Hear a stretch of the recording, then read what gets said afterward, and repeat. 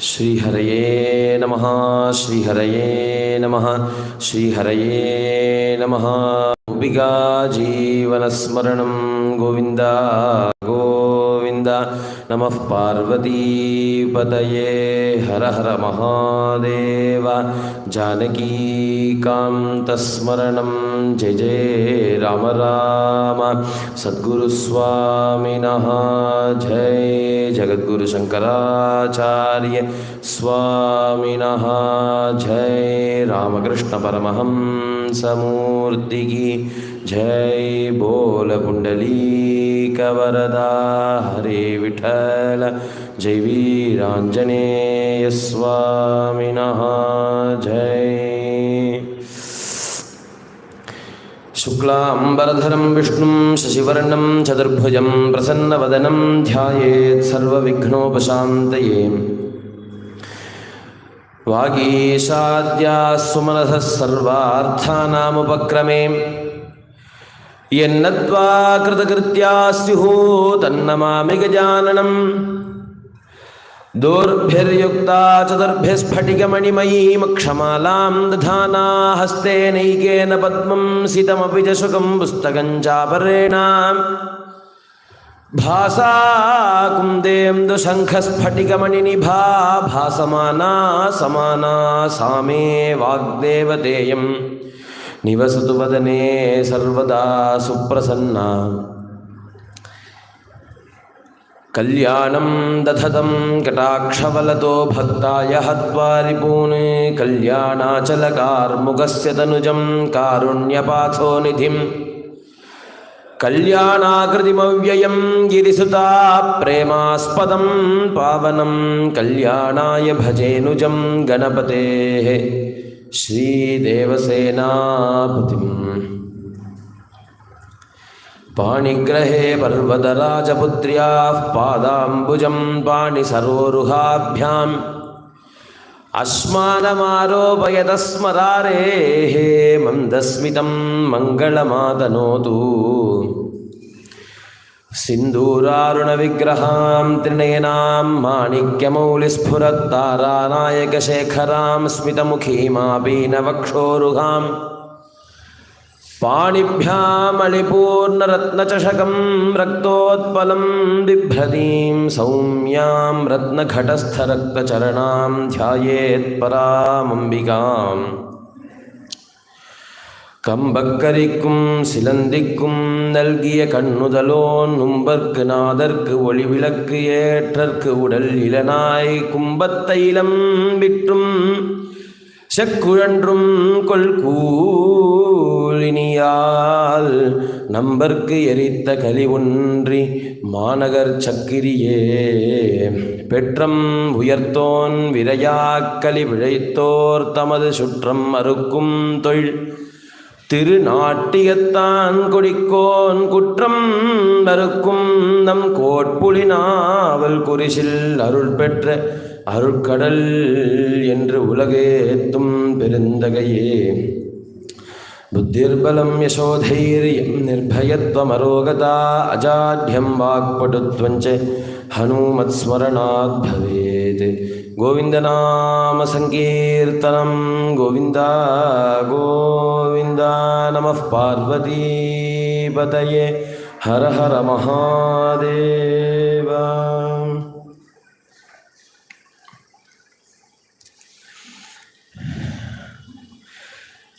உமாபதியான பரமேஸ்வரன் இந்த லோகத்தில் உள்ள ஜனங்கள் எப்படி வாழணும் அப்படிங்கிறத தெரிஞ்சுக்கணும் அப்படின்னு ஆசைப்படக்கூடிய தெய்வங்களில் ரொம்ப பிரதானமான ஒருத்தர்னு சொல்லலாம்.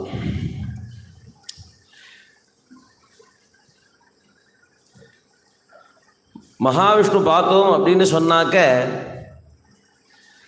அதை ஒரு அவதாரத்தில் பண்ணியிருப்பார். ராமாவதாரம் அப்படிங்கக்கூடியதான அவதாரத்தில் ஜனங்கள் எப்படி வாழணும் அப்படிங்கிறத காட்டுறதுக்குன்னு ஒரு அவதாரம் அப்படின்னு சொல்லிட்டு ராமாவதாரத்தில் ரொம்ப விசேஷமாக நம்ம சொல்கிறோம். பரமேஸ்வரனை பொறுத்தளவில் நிறைய அவதாரங்கள் பண்ணியிருக்கார். பண்ணின்னு இருக்கார். இன்னும் நிற்காம தான் போயின்னு இருக்கு. சம்போர் மூர்த்திஹி சரதி புவனே சங்கராச்சாரிய ரூபா அப்படின்னு சொல்லிட்டு இன்றளவும் எத்தனை பீடாதிபதிகள் வந்துன்னு இருக்காளோ ஆதிசங்கர பகவத்பாதால் பிரதிஷ்டை பண்ணத்தானே 5 மடங்களில் அத்தனை பேருமே சாக்ஷாத் சங்கரனுடைய அவதாரம்தான் அப்படிங்கிறதுல எந்த விதமான சந்தேகமும் இல்லை.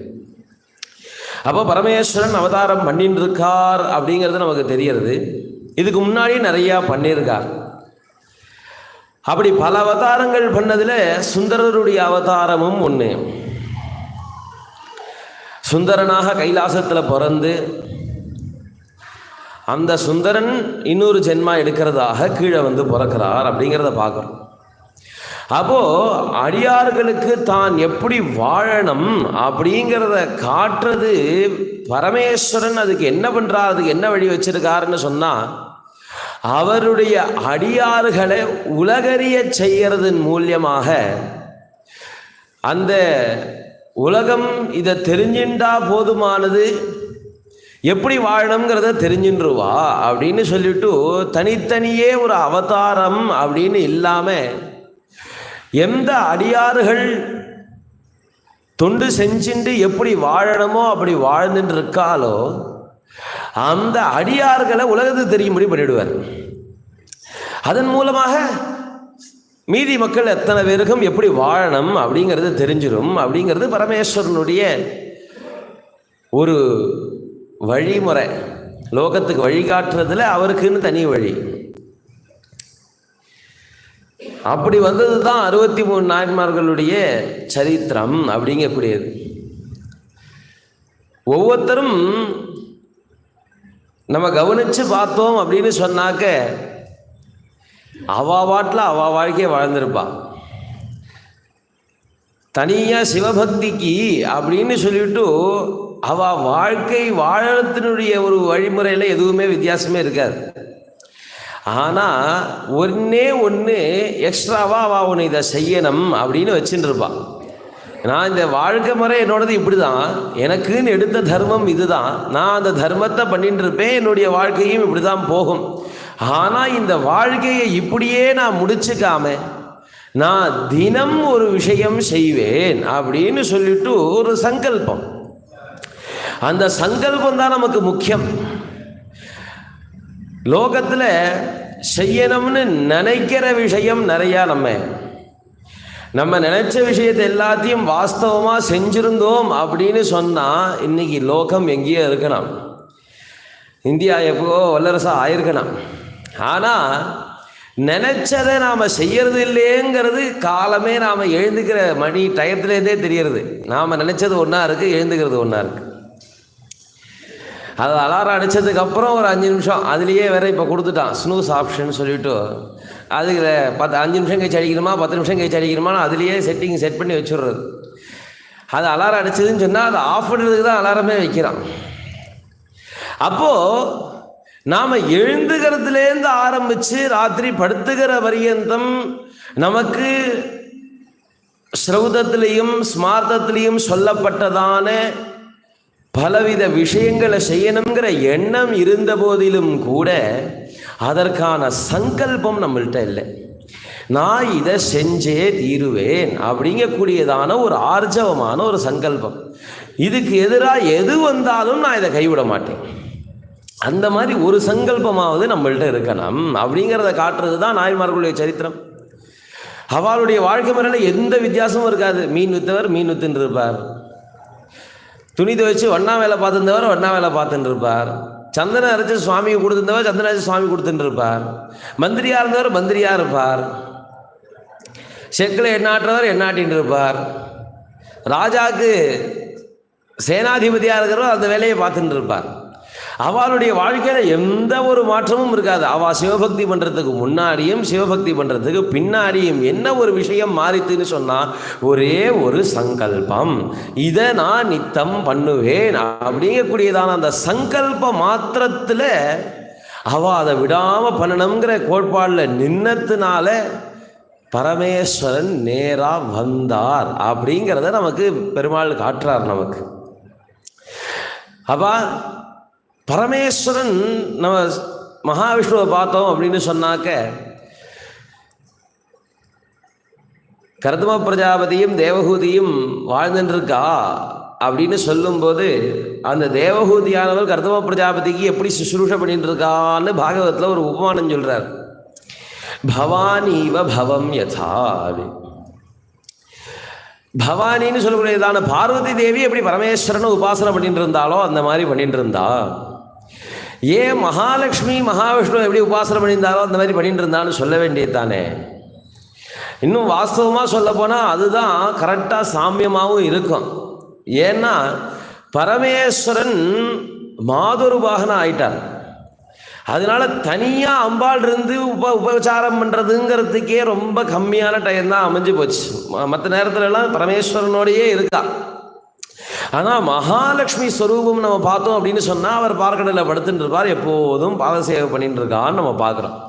அப்போ பாதசேவை பண்ணுறது அப்படின்னு சொன்னால் சுசுரூஷையில் பிரதானமாக இருக்கக்கூடிய மகாலட்சுமியை சொல்ல வேண்டியது தானே அப்படின்னு சொன்னால் மகாலட்சுமி மகாவிஷ்ணுவை உபாசனை பண்ணுறதுல விஷயமே இல்லையா. ஏண்டான்னா பார்க்கறதுக்கே ஆசையாக இருக்கக்கூடியதான ஒரு சுந்தரமான ரூபம். கௌமோதகி, சுதர்சனம், கட்கம் இத்தியாதி, நந்தகம், சாரங்கம்னு சொல்லக்கூடியதான எல்லா விதமான ஆயுதத்தையும் தரிச்சுட்டு இருக்கார். மேலேருந்து ஆரம்பித்து பாத பரியந்தம், கிரீட்டாதி நூபுர பரியந்தம் எல்லா விதமான ஆபரணங்களையும் புழிச்சுட்டு இருக்கார். வனமாலை போட்டுன்னு இருக்கார். கிட்ட போனாலே அப்படி கம்முன்னு வாசனை அடிக்கிறது. அவள் பார்க்கறதுக்கே ஆசையாக இருக்குது. அப்படி ஒருத்தர் இருக்கும்போது அவர் ஆச்சரியம் பண்ணுறது ஆச்சரியம் இல்லையா. பாம்பை ஆபரணமாக போட்டுண்டு ஊர் முழுக்க பித்துன்னு திட்டு வாங்கிண்டு ஜடாமுடியை தரிச்சுண்டு சிரசு மேலே கங்கேன்னு இன்னொரு ஸ்திரீயை வச்சுண்டு அப்படி எல்லா விதமான நற்குணங்களும் பொருந்தி இருந்தாலும் வெளித்தோற்றத்துக்கு அது தெரியவே தெரியாத மாதிரி இருக்கக்கூடியதான அந்த பரமேஸ்வரனை உபாசனை பண்ணுறது தான் விஷயம். அதனால பார்வதி தேவி எப்படி பரமேஸ்வரனை உபாசனை பண்ணாலோ அந்த மாதிரி தேவஹூதி கர்தம பிரஜாபதியை உபாசனை பண்ணா. ஏன்னா கர்தம பிரஜாபதி தபஸ் பண்ணிட்டு இருந்தார், வாழலை. அவருடைய வாழ்க்கையை அவர் வாழ்ந்துட்டு இருந்தார். இந்த அம்மா அவருக்கு சுசுரூஷை பண்ணிட்டு இருந்தா. அதனால பரமேஸ்வரன் எப்படி இருக்காரோ அந்த மாதிரி வருதுனால அந்த மாதிரின்னு சொன்னார். அப்போ அந்த பரமேஸ்வரனை நம்ம உபாசனை பண்றோம் அப்படின்னு சொன்னா ரொம்ப கஷ்டமா இருக்குமோன்னு ஒரு எண்ணம் தோன்றது. அது இல்லை, அவர் சுலபர், பக்த சுலபன். அவரை மாதிரி ஆசுதோஷி யாருமே இருக்க முடியாது. உடனே சந்தோஷப்பட்டுருவார், அனுகிரகத்தை அப்படி கொட்டுவார். அப்படிங்கிறத காட்டணும் அப்படின்னு சொன்னால் அடியார்கள் மூலமாகத்தான் காட்ட முடியும். அதனால இத்தனை அடியார்களுடைய சரித்திரம் நமக்கு கிடைச்சிருக்கு. அப்படி இன்னைக்கு நம்ம பார்க்கக்கூடிய நாயனார் 2 பேர் பார்க்க போகிறோம். கலிய நாயனார், கோட்புலி நாயனார் அப்படின்னு சொல்லிட்டு 2 பேரோட சரித்திரம். நாளைக்கு ஆடி கேட்ட அவளுடைய குரு பூஜை, அவள் 2 பேரும் கைலாசத்துக்கு போன நாள். அந்த ஒரு புண்ணிய தினம் மேலே கலிய நாயனார் சரித்திரம் பார்க்க போகிறோம். நம்ம முன்னமே சொன்ன விஷயப்படி அவர் என்ன நித்தம் பண்ணுறேன்னு சங்கல்பம் வச்சுருந்தார்னு சொன்னால் கோவிலில் திருவிளக்கு ஏற்றுறது அப்படின்னு சொல்லிவிட்டு அவர் ஒரு சங்கல்பம் வச்சுருந்தார். எப்போதும் விளக்கேற்றணும் கோவிலில். கோட்புள்ளியார் பார்த்தோம் அப்படின்னு சொன்னால் அவருடைய சொத்தில் பெரும்பகுதியை பரமேஸ்வரனுடைய கோவிலுக்கு அப்படின்னு சொல்லி எடுத்து வச்சு நித்தியபடிக்கு கோவிலில் பரமேஸ்வரனுக்கு நைவேத்தியத்துக்கான தானியங்களை கொடுக்கறதும், அதன் மூலமாக பரமேஸ்வரனுடைய அடியார்களாக இருக்கக்கூடிய அவளுக்கு நித்தியப்படி அமுது சேவிக்கிறத தீர்மானம் பண்ணுறது. அவள் யாரான சிவபக்தால் வந்தா அப்படின்னு சொன்னால் அவளுக்கு அங்கே சாப்பாட்டுக்குன்னு எந்த யோஜனையும் பண்ண வேண்டாம் அப்படிங்கிற அளவுக்கு கோவிலில் தானிய குடங்கு இருக்கணும் அப்படிங்கிறதுல அவர் தீர்மானமாக இருந்தார். பொதுவாக முதல் 2வது செவ்வாய்க்கிழமை 4வது செவ்வாய்க்கிழமை நாம் பண்ணிட்டு இருக்கோம். நேத்திக்கு திருவிளக்கு பூஜை ஆறுது, அதனால மறுநாள் வச்சுக்கலாமா அப்படின்னு கேட்டார். அப்போ என்ன கதை வச்சுக்கலாம், என்ன சரித்திரம் வச்சுக்கலான்னு பார்க்கும்போது நாள் திருவிளக்கு பூஜை கோவிலில் ஆறுதுன்னா மறுநாள் கலிய நாயனார் குரு பூஜையாக இருந்தது. அதனால சரியாக இருக்கும், இந்த நாயனார்கள் சரித்திரத்தையே வச்சுட்டுலாம் அப்படின்னு தீர்மானம் பண்ணி இன்றைக்கி இவா 2 பேரோட சரித்திரத்தை பார்க்கறது அப்படின்னு சுவாமிக்கிற பேரை நம்ம முனைஞ்சின்றிருக்கோம். கலிய நாயனார் எப்பேற்பட்டவர் அப்படின்னு சொன்னால் நம்ம கற்பனைக்கு எட்டாத அளவுக்கு தன்னுடைய சங்கல்பத்தில் நிற்கக்கூடியவர் அப்படிங்கிறத நம்ம பார்க்கணும். சுந்தரமூர்த்தியார் திருத்தொண்டர் தொகையில் சொல்லும்போது, கை தடிந்தவரி சிலையான் கலி கம்பன் கலியன் கழல் சக்திவரின் சைதையன் கோன் அடியார்க்கும் அடியேன். ஒரு 3 நாயனாரோட சேர்த்து சொல்றார். பொதுவாக தனியாக சொல்லுவார், இல்லை 2 பேரை சேர்த்து சொல்லுவார். அப்படி சொல்லும் போதெல்லாம் தனியாக சொல்கிறவாள்லாம் ஒரு பக்கம் இருக்கட்டும், சேர்த்து சொல்கிறவாளுக்குன்னு சில காரணங்கள் இருக்கும். ஏன் சேர்த்து சொல்கிறார் இவர் அப்படின்னு முதல்ல பார்த்தோம் அப்படின்னு சொன்னால் கலிக்கம்ப நாயனார், அதுக்கப்புறம் கலிய நாயனார். இந்த கலிகம்ப நாயனார் என்ன பண்ணார் அப்படின்னாக்க, சிவனடியார்களுக்கு பாத பூஜை பண்ணும்போது அவருடைய பத்னி அன்னைக்கு வந்த சிவனடியாரை பார்த்துட்டு கொஞ்சம் கிட்ட வரத்துக்கு சங்கோச்சப்பட்டாலாம். ஏன்னா ரொம்ப வியாதியாகி உடம்புல ரொம்ப சிரமப்பட்டு பார்க்கறதுக்கே கொஞ்சம் இதுவாக இருக்கக்கூடிய ரூபத்தில் பரமேஸ்வரன் வந்திருக்கார். அதனால அவருக்கு நான் கிட்ட பாத பூஜை பண்ணுறதுக்கு அவளுக்கு அருவருப்பு பட்டு நின்றுட்டான். அந்த அருவருப்பு படக்கூடியதான இந்த கை இருக்கு இல்லையா, ஆனால் அடியார்களுக்கு காலாம்பி விடும்போது தீர்த்தம் ஊத்தாத இந்த கை இருந்து என்ன பிரயோஜனம்னு ஆத்துக்காரியோட கையை வெட்டிவிட்டார். கையை வெட்டிவிட்டு அந்த கையோடு நிற்க வச்சுட்டு இவர் பாட்டில் பாத பூஜை பண்ணிட்டு இருக்கார். பின்னாடி பார்த்தோன்னு சொன்னால் கழல் சக்தி வரிஞ்சயர்கோன் சக்தி நாயனார்னு சொல்கிறார். இவர் என்ன பண்ணார்னு சொன்னால், யாரெல்லாம் அடியாறுகளை பற்றி தப்பாக பேசுகிறாளோ அவள் அத்தனை பேரோட நாக்கையும் பிடிச்சி இழுத்து வச்சு கட் பண்ணிட்டு இருந்தார். இதுதான் அவருக்கு வேலையே, வேற எதுவும் வேலையெல்லாம் கிடையாது. அவருடைய சங்கல்பமே இதுதான். இந்த 2 பேரையும் முன்னையும் பின்னையும் வச்சுட்டு நடுப்புற கலிய நாயனாராக சொல்கிறார் நம்ம சுந்தரமூர்த்தியார். அப்போது அதில் ஏதோ ஒரு காரணம் இருக்கும் இல்லையா, அந்த காரணம் என்ன அப்படிங்கிறதையும் நம்ம பார்ப்போம். இந்த லோகத்திலேயே ரொம்ப பிரசித்தியான ஒரு க்ஷேத்திரமாம் திருவொற்றியூர் அப்படிங்கக்கூடியதான க்ஷேத்திரம். பேருலகில் ஓங்கு புகழ் பெரும் தொண்டை நன்னாட்டு நீருளவும் சடை கற்றை நிறுத்தர் திருப்பதியாகும் காருளவும் மலர் சோலை கன்னிமதில் புடை சூழ்ந்து தேருளவு நெடுவீதி சிறந்த திருவொற்றியூர். இந்த லோகத்திலேயே ரொம்ப பிரசித்தியான ஒரு ஊராம். அதிலையும் விசேஷமாக அந்த ஊருக்கு உள்ளதான ஒரு விசேஷம் என்னன்னு சொன்னால், சடையில கங்காதேவியை தரிச்சுட்டு இருக்கக்கூடியதான நடராஜன் எப்போதும் இருக்கக்கூடியதான ஒரு ஊராம். மேகங்கள் எல்லாம் எப்போதும் அதை சூழ்ந்தே இருக்குமாம். அந்த கோவில், அந்த ஊருடைய மதில் செவர் எல்லாத்துலேயும் அவ்வளோ ஹைட்டாக இருக்குமா. தேருளவு நெடுவீதினார். ராஜாக்களுடைய தேரும் சுவாமியுடைய தேரும் சஞ்சாரம் பண்ணக்கூடியதான ரத வீதி இருக்கக்கூடியதான ஒரு பெரிய ஊர் திருவொற்றியூர் அப்படின்னு. கடல் கரையை ஒட்டினா மாதிரி இருக்குது. இன்றைக்கும் மெட்ராஸில் பார்த்தோன்னு சொன்னால் ஒரு பிரம்மாண்டமாக இருக்கும். அந்த கோவிலை பார்த்தோன்னாலே அந்த கோவிலை பிரதட்சிணம் பண்ணுறதுக்கு தனியாக நம்ம சாப்பிட்ணுன்னே. அந்த ஒரு கோவிலுக்குள்ளே 3 கோவில் இருக்குது. 3 கோவிலுக்கும் உள்பிரகாரம் வெளிப்பிரகாரம் உண்டு. அந்த 3 கோவிலையும் சேர்த்து வச்சு சுற்றுற மாதிரி ஒரு வெளிப்பிரகாரம் உண்டு. அதை தாண்டி ரத வீதி. அப்போ நம்ம எப்படி எவ்வளோ தடவை சுற்றினா உள்ளே போனால் வெளில வரதுக்கு எவ்வளோ நாள் ஆகும் நம்ம கணக்கு பண்ணிக்கணும். அப்போ இன்னி பரியந்தம் பார்த்தோன்னா கூட அந்த கோவிலுக்குள்ளே போயிட்டோன்னு சொன்னால் பிரம்மாண்டமாக தான் இருக்குது. முதல் தடவை கோவில் போனவன் எல்லாரும் சுவாமியை பார்த்துட்டோன்னு நினச்சிட்டு இருப்பான். அங்கே போனோன்னா ஒற்றியூரார் சந்நிதி நேராக போனோன்னு சொன்னால் நமக்கு ஒரு சந்நிதி தென்படும். அதுதான் சுவாமின்னு நினச்சி பார்த்துட்டு வந்துடுவான். பிராகாரத்துக்கு வரும்போது தான் தெரியும் திருவொற்றியூராரே அங்கே தான் இருக்கார் அப்படின்ட்டு. அதில் ரொம்ப அழகான ஒரு கோவில் கட்டுமானம். ஒரு சுவாமி சன்னதியை சுற்றி 63 நாயன்மார்கள் மூலவர் பிராகாரத்தில் இருப்பார். இன்னொரு சுவாமி சன்னதியை சுற்றி பார்த்தோன்னு சொன்னால் உற்சவர் 63 வச்சுருப்பான். அப்படி ரெண்டு பிராகாரத்துக்கும் நமக்கு வித்தியாசமே தெரியாத மாதிரி பெரிய பிராகாரம். அது ரொம்ப விசேஷமாக ஆச்சாரியாளுக்கு ரொம்ப இஷ்டமான ஒரு ஊர் ஆதிசங்கர பகவத்பாதாளுக்கு. அங்கே ஸ்ரீசக்கர பிரதிஷ்டை பண்ணி அம்பாளை பூஜை பண்ணியிருக்காருங்க. அதனால் இன்றளவும் பார்த்தோன்னு சொன்னால் 4 சிஷ்யாலோட ஆச்சாரியாளுடைய சந்நிதி அங்கே இருக்குது. ஒரே விக்கிரகத்தில் மேலே ஆச்சாரியால் இருப்பார், கீழே 4 சிஷ்யால் இருப்பார். அந்த மாதிரி 3 விக்கிரகம் இருக்குது ஒரே கோவிலில்.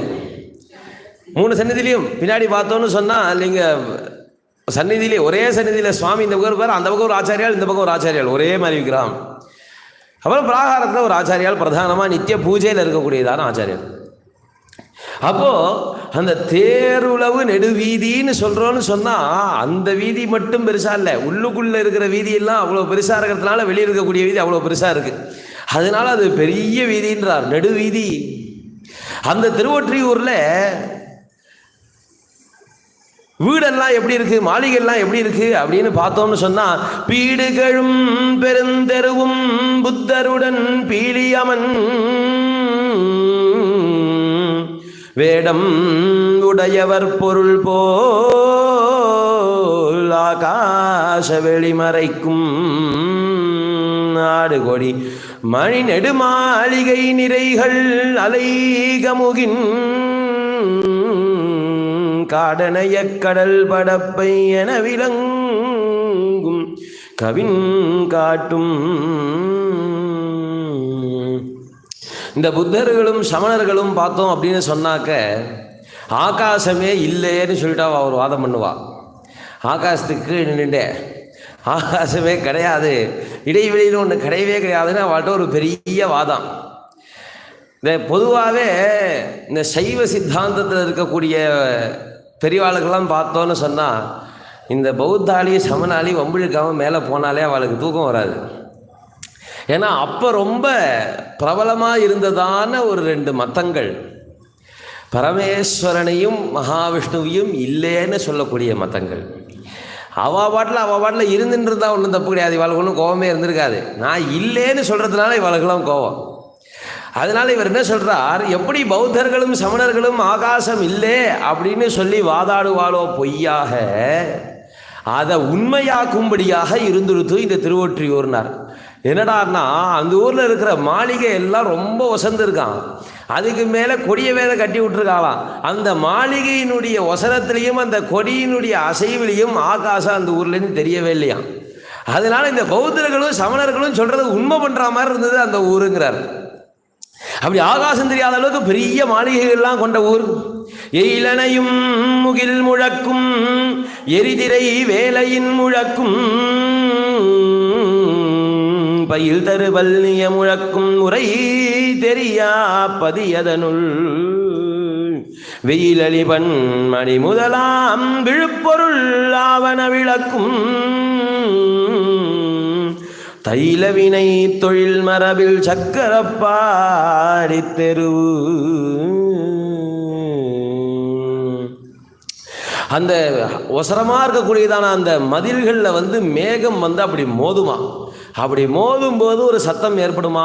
பக்கத்துலேயே கடற்கரைன்னு பார்த்தோம், அந்த கடலில் இருக்கக்கூடியதான அலை அப்படி போயிட்டு வருமா. அந்த அலையினுடைய சத்தம்.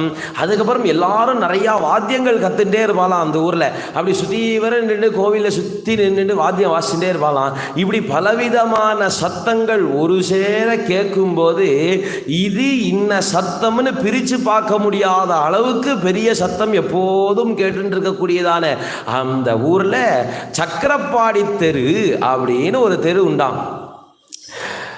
அந்த தெருவில் இருக்கக்கூடியவா எல்லாரும் என்ன தொழில் பார்த்துட்டு இருந்தா அப்படின்னு சொன்னா, தைல வினை தொழில் மரபில் தைலம் தயாரிக்கக்கூடியதான ஒரு தொழில், எண்ணெய் சேர்க்க ஆட்டக்கூடியவா அவா எல்லாரும் அங்கே வாழ்ந்துட்டு இருந்தாலாம். அந்த குலத்தில் அந்த குலத்திற்கு செஞ்ச பெரும் பயனாக ஒருத்தரை பிறக்கிறார். கலிநீதிரிதிக்யாதா நாம்னா பூச்சக்ரிணாம் பிரபு சபுராணேஷு சுஸ்ராவே தீபாரோபண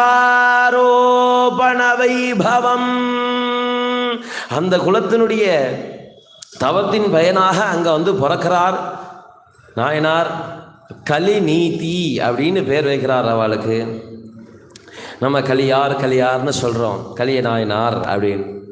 அந்த கலிநீதி என்ன பண்ணார், ரொம்ப பிரபு, பெரிய பணக்காரன், நிறையா விவசாய நிலங்கள், அதுலேருந்து வரக்கூடியதான எள்ளு முதலியதான எண்ணெய் தயாரிக்கக்கூடிய தானியங்கள் அத்தனையும் வச்சுண்டு தனக்கு பெரிய சேவக வர்க்கங்கள் அவளை வச்சுட்டு எண்ணெய் தயாரித்து வியாபாரம் பண்ணிட்டு வந்துட்டு இருக்கார். அவர் புராணங்கள் மூலமாக தெரிஞ்சுக்கிறார். என்ன தெரிஞ்சுக்கிறார்னா, சங்கராலயமாசாத்யே தத்ரத்யா பிரதிவாசரம். புராணங்கள் எல்லாம் தீபம் ஏற்றுறதுனுடைய மகிமை என்ன அப்படின்னு தெரிஞ்சுக்கிறார். எல்லாரும் சொல்லி ஆஹா, தீபம் ஏற்றுறது இவ்வளவு விசேஷமா, நமக்கு தேவையான அத்தனை சௌபாகியங்களையும் கொடுக்கக்கூடியது தீபம் ஏற்றக்கூடியது.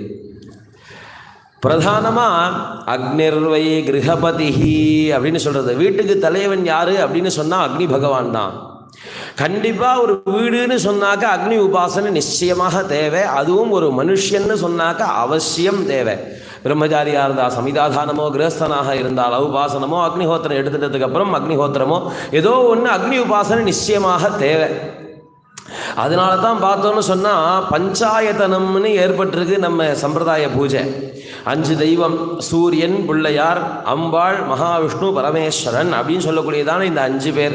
ஆனால் ஆச்சாரியால் ஸ்தாபனம் பண்ணது ஷண்மதம், 6 மதம் ஸ்தாபனம் பண்ணி 5 பேரை மட்டும் பூஜை பண்ணுறோமே, முருகனை ஏன் விட்டோம் அப்படின்னு சொன்னாக்க எல்லாரும் அக்னி உபாசனை பண்ணிட்டு இருக்கா இல்லையா.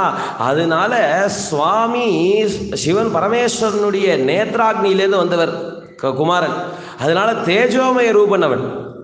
அதனால கிருத்திகா நட்சத்திரம் அக்னிர் தேவதா, அவர் கார்த்திகை குமாரன்னு சொல்கிறோம் இல்லையா. அதனால அக்னி உபாசனையினாலேயே முருகனுடைய உபாசனை ஆயிடுறதுன்னு சொல்கிறதுனால நம்ம 5 பேரை மட்டும் உபாசனை வேண்டாம், 6வதாக அக்னி உபாசனை பண்ணுறோம்.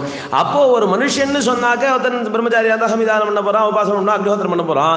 அப்போ ஸ்திரீகள் என்ன பண்ணுறது அப்படின்னு சொன்னால், ஸ்திரீகளுக்கான நித்தியபடி செய்யக்கூடியதான அக்னி உபாசனையாக எடுக்கப்பட்டது தான் இந்த தீபம் ஏற்றுறது அப்படிங்கக்கூடியது. அப்போது அதனால தான் சொல்லுவா, ஆற்றுக்கு விளக்கேற்றுறதுக்கு ஒரு பொண்ணு வரணும்னு சொல்லுவாள். அது காரணம் என்னன்னு சொன்னால், கிருஹிணி அப்படின்னு சொன்னால் இப்போ வீட்டு தலைவின்னு சொல்கிறோம் இல்லையா. அப்போ தலைவின்னு சொன்னால் தலைவனுக்கு யார் உபகாரம் பண்ணிட்டு இருக்காளோ அவள் தான் தலைவி. அப்போ வீட்டுக்கு தலைவன் யாருன்னு சொன்னால் அக்னி பகவான். அப்போ அக்னி பகவானுக்கு சுசுரூஷ பண்ணக்கூடியவள் தான் ஆற்றுக்கு தலைவியாக இருக்க முடியும். அப்போ வரக்கூடியவள் அக்னி உபாசனை பண்ணணும். அதனால விளக்கேற்றுறதுக்கு ஒருத்தர் வரணும்னு சொல்கிற வழக்கம் நம்மள்கிட்ட இருந்தது. அப்போது எல்லா விதமான சௌபாகியங்களையும் கொடுக்கக்கூடியது அந்த விளக்கேற்றுறது அப்படின்னு சொல்லிவிட்டு தெரிஞ்சுக்கிறார். அதனால் என்ன பண்ணார், அங்கே இருக்கக்கூடிய திருவொற்றியூர் கோவிலில் நித்தியபடிக்கு நம்ம விளக்கேற்றுவோம் அப்படின்னு ஆசைப்பட்டார். அதில் என்ன பண்ணார்னா, தைல பிரதீபா மத்தியாஹ்னே தூலவர்த்திஷு ஜஜ்வலுஹு. காலம்பரெல்லாம் என்ன பண்ணுவார் அப்படின்னு சொன்னாக்க, நல்லெண்ணெய் ஊற்றி பஞ்சினால திரி போட்டு விளக்கேற்றுவாராம். பார்க்கறதுக்கு அவ்வளவு அழகாக இருக்கும். ஆனால் ராத்திரி என்ன பண்ணுவார் அப்படின்னா, தந்து வர்த்திஷு சுத்தாசு கிருததீபாஸ்ததானிஷி. ராத்திரி பார்த்தோம் அப்படின்னு சொன்னால் சுத்தமான நூல்னால் தயாரிக்கப்பட்டதானே அந்த நூல் திரின்னு சொல்லக்கூடியதான அந்த துணித்திரியை வச்சு விளக்கேற்றுவாராம். ராத்திரியில் நெய் ஊற்றி ஏற்றுவாராம். நம்ம பொதுவாகவே ஆற்றுலெல்லாம் பார்த்துருப்போம். பஞ்சில் விளக்கேற்றினோம்னு சொன்னால் அதுலேருந்து பிரகாசம் கொஞ்சம் கம்மியாக வரும். ஆனால் பார்க்குறதுக்கு மணிமணியாக முத்தாக எரியும். அதனால் காலம்பரை கோவிலை அழகுபடுத்துறதுக்காக வேண்டி பஞ்சு திரியில் விளக்கு, ராத்திரியில் கோவிலுக்கு வெளிச்சம் தரத்துக்காக வேண்டி இந்த நூல் திரியில் விளக்கு அப்படி ஏற்ற ஆரம்பிச்சார். எவ்வளோ ஏற்றினார் அப்படின்னு சொன்னாக்க, தீபா 500 ராத்திரௌ திவா 500 ததா. ராத்திரியில் ஒரு 500 விளக்கு, காலம்பரை ஒரு 500 விளக்கு. யோசிச்சு பாருங்க, நம்ம திரி போட்டு எண்ண முடிகிறது தான் நேரம் சரியாக இருக்கும், வேறு எதுவும் வேலை செய்ய முடியாது, இதுதான் செஞ்சுட்டு இருக்க முடியும். அப்போ காலமே ஒரு 500, ராத்திரி ஒரு 500, இப்படியே போயின்னு இருக்கு. தீபானேவம் ததானஸ்யே தஸ்ய சப்தசமாயயுஹு. நம்ம வேண்டின்னு ஒரு நாள் பண்ணால் கூட 4 நாள் படுத்துன்னு தூங்குவோம். இந்த ஒரு நாள் பண்ணினோன்னா இந்த விஷயத்தை 1000 விளக்கு ஒரே ஆளாக ஏற்றினோன்னா 4 நாள் நமக்கு ரெஸ்ட்டு தேவைப்படும். ஆனால் இவர் ஒரு நாள் கூட விடாமல் ஏற்றிகிட்டே இருந்தாலாம். எத்தனை நாள்லாம் ஏற்றினார்னு சொன்னால் 7 வருஷம் ஏற்றினாலாம். 7 வருஷ காலம் நித்தியபடிக்கு திருவொற்றியூர் கோவில். அப்போ கோவில் எவ்வளோ பெருசு இருக்குன்னு நம்ம பார்க்கணும். அதனால 500 விளக்கு கொண்டிருக்கு. 3 பிராகாரம் இருக்கிறதுனாலையும் பின்னாடி கடலுக்கு போட்டி போட்டுட்டு இருக்கும் அந்த கோவில். நீ பெருசா நான் பெருசா பார்த்துடுறேன் பார் அப்படின்னு, அவ்வளோ பெரிய கோவில். அதனால 500 விளக்குங்கிறத அந்த கோவிலை பொறுத்தளவில் கம்மியாக தான் இருக்கும். உள்ளுக்குள்ளே போய் பார்த்தோன்னு சொன்னாக்க, அதுவும் கடலோர பகுதியாக இருக்கிறதுனால காற்றும் நிறையா அடிக்கும். நம்ம சாதாரணமாக ஏதோ அதுக்குன்னு எல்லாம் சௌகரியம் பண்ணி வச்சுருந்தா அங்கே போய் விளக்கேற்றிட்டாருன்னு கடலோர பகுதியில் விளக்கேற்றி பார்த்தா தெரியும் எவ்வளவு காத்தடிக்கும். அதை மீறிண்டு அவள் விளக்கேற்றியானவா. அப்போ 500 விளக்கு ராத்திரியில் அவர் வெளிச்சம் காட்டுறதுக்கு ஏற்றுறாருன்னு சொன்னால் எவ்வளவு சிரமப்பட்டு ஏற்றிருப்பார். அப்படி ஏற்றும் போது என்னாச்சு? எண்ணில் திருவிளக்கு நெடுநாள் எல்லாம் எரித்து வர புண்ணியமை தொண்டர் செயல் புலப்படுப்பார் அருளாலே உள் நிறையும் பெரும் செல்வம் உயர்த்தும் வினை செயலோவி மண்ணில் அவர் இருவினை போல் மாண்டது மாட்சிமை தாயாக. இப்படி ஏத்திண்டே வந்தா அவர் எங்க தொழில் பார்த்துருப்பார்? அவருக்குன்னு உள்ள தொழிலை எங்கேயாவது பார்த்துருக்கா? அவருக்கு வாய்ப்பு இருக்கா? ஏதோ சைடில் அது பாட்டில் நடந்துட்டு இருக்கு, இவர் பாட்டில் விளக்கேற்றின்னு இருக்கார். என்ன ஆச்சா, இவருடைய இந்த சம்பாத்திய வச்ச சொத்துலாம் இருக்கு இல்லையா, அது விறுவிறுன்னு குறைஞ்சிட்டே வந்து அழிஞ்சு போச்சான். எப்பட்றா அழிஞ்சு போச்சுன்னு நமக்கு சேக்கிழார் சொல்கிறார். அவருடைய இருவினை போல இதுவும் அழிஞ்சு போச்சுன்னார். அந்த அவருடைய பாபங்கள் எப்படி அவரை விட்டு விலகி போச்சோ அந்த மாதிரி இவருடைய சொத்தும் அவரை விட்டு விலகி போச்சு. அதனால என்ன பண்ணார் அவர்? திருமணி செல்வத்துழனிதேந்து அழிந்த பின்னையும் தம் பெருமை நிலை திருப்பணியில் பேராத பேராளர் வருமரபில் உள்ளோர் பால் என்னை மாறிக்கொணர்ந்து தரும் இயல்பில் கூலியினால் தமது திருப்பணி செய்வாயார். தன்னுடைய மரபிலேயே இருக்கக்கூடியதானே அந்த எண்ணெய் தொழில் செய்யக்கூடியவாத அந்த தெருவில் தானே இருக்கார் அவர். அவருடைய தொழிலை வேற யாரெல்லாம் செஞ்சுட்டு இருக்காளோ அவா கிட்ட போய் அவள்கிட்டேருந்து எண்ணெயை வாங்கிட்டு அதை போய் விற்று அதுலேருந்து வரக்கூடிய பணம் அந்த வாங்கி வியாபாரம் பண்ணுறதுன்னு ஒன்று. இன்னொன்று அதை விற்கிறதுக்குன்னு கூலி வாங்குவா இல்லையா, அந்த கூலியை வாங்கிட்டு இவர் மேலே தொடர்றார் இவருடைய இந்த திருப்பணியை. அதுக்காக விடலை. அப்போ இது நாள் வரைக்கும் அவர் ஏதோ ஒழுங்காக வேலைக்கு போலேன்னு ஒரு பக்கம் இருந்தாலும் கூட இதுக்கப்புறம் அவர் பண்ணது தான் ஆச்சரியமாக இருக்குது. அப்போ என்ன பண்ணுறாருன்னா மொத்த பேர்ட்டையும் வாங்குறாரு எண்ணெயை, கொண்டு போய் அதை வியாபாரம் பண்ணுறார். அதை வியாபாரம் பண்ணுறதுக்கான கூலி வாங்கிறார். இதையும் மீறி காலம்பரம் 500 விளக்கு, சாயந்தரம் 500 விளக்கு ஏற்றுறார். அப்போது அதை தொடர்ந்து பண்ணிட்டு இருக்கார். அவருடைய செல்வம் தான் அழிஞ்சதே தவிர அவருடைய பெருமை குறையில. அதை இன்னும் நிதானம் பண்ணிட்டு இருக்காருனா செக்கு நிறை எல்லாட்டி பதமறிந்து தில தைலம் பக்கம் எழ மிக உழந்தும் பாண்டில் வரும் எருதுயிதும் தக்க தொழில் பெரும் கூலி தாம் கொண்டு தாழாமை மிக்க திருவிளக்கு இட்டார் விழுத்தொண்டு விளக்கிட்டாயார். அதுக்கப்புறம் இவர் போற வேகத்துக்கு இவரால் என்ன வியாபாரம் பண்ண முடியல. இவர் கிடுகிடுன்னு வாங்குறார், கிடுகிடு வித்துட்டு வந்துடுறார். அதுக்கு மேலே என்ன இருந்தால் தானே அவள் கொடுப்பா. அப்போ எண்ணெய் இல்லாமையினால அவள் என்ன பண்ணுறா, நீங்கள் எல்லாத்தையும் விற்று கொடுத்துட்டே இல்லை, எங்கள் கையில் இப்போ ஸ்டாக் இல்லை அப்படின்ட்டா. அப்போ வித்தாகணும், இவருக்கு கூலி வந்தாகணும். என்ன பண்ணுறதுன்னா அப்போ உங்ககிட்ட எண்ணெய் வரும்படியாக இருக்கானா எண்ணெயே பண்ணுறேன்னு ஆரம்பித்தார். செக்கு இழுக்கிறார், மாடை ஓட்டுறார். என்னென்ன அந்த எண்ணெய்க்கு தயார் பண்ணுறதுக்கு என்னென்ன வேலை உண்டோ, என்ன வேலை வேணாலும் சொல்லுங்க, நான் செக்கில் என்ன வேலை வேணாலும் செய்கிறேன். எப்பேற்பட்ட பிரபு, எல்லாரையும் உட்கார்ந்து வேலை வாங்கிட்டு இருந்த பிரபு என்ன பண்ணுறாருனா வந்து செக்காட்டுறார். வந்து நான் என்ன வேலை சொல்லுங்கன்னு கிங்கரனா மாறி வந்து அப்படி வேலை செஞ்சுட்டு இருக்கா செய்கிறார். அதில் வரக்கூடிய கூலியை வச்சு அதே மாதிரி மறுபடியும் ஏற்றின்னு இருக்கார். முன்ன செஞ்சதோடு இது ரொம்ப கடினமான வேலை. அந்த செக்கு இழுக்கிறதுன்னு சொன்னால் எவ்வளவு சிரமமான வேலை, அதுவும் அந்த செக்கு மாடோடு ஓடுறதுன்னு சொன்னால் எவ்வளவு சிரமமான வேலை. அப்படி எல்லா வேலையும் செஞ்சு நீங்கள் என்ன சொல்கிற அது பதம் மருந்துங்கிறார். ஏன்னா விளக்கேற்ற போகிறார் இல்லையா இவர், அந்த எண்ணெயிலேருந்து இவருக்கும் எண்ணெய் தரப்போகிறா. அதனால அதை எண்ணெய் ஆட்டும் போதே அதை சுவாமிக்கு ஏற்றுறங்கிற மனசில் வச்சுட்டு அந்த பதம் மறிஞ்சு அப்படி எண்ணெய் எடுப்பாராம். அப்படி அது அந்த கொஞ்சம் கொஞ்சம் டேஸ்ட் மாறாமல் வாசனை மாறாமல் அப்படி பார்த்து பார்த்து பார்த்து பார்த்து எண்ணெய் ஆட்டுவாராம்.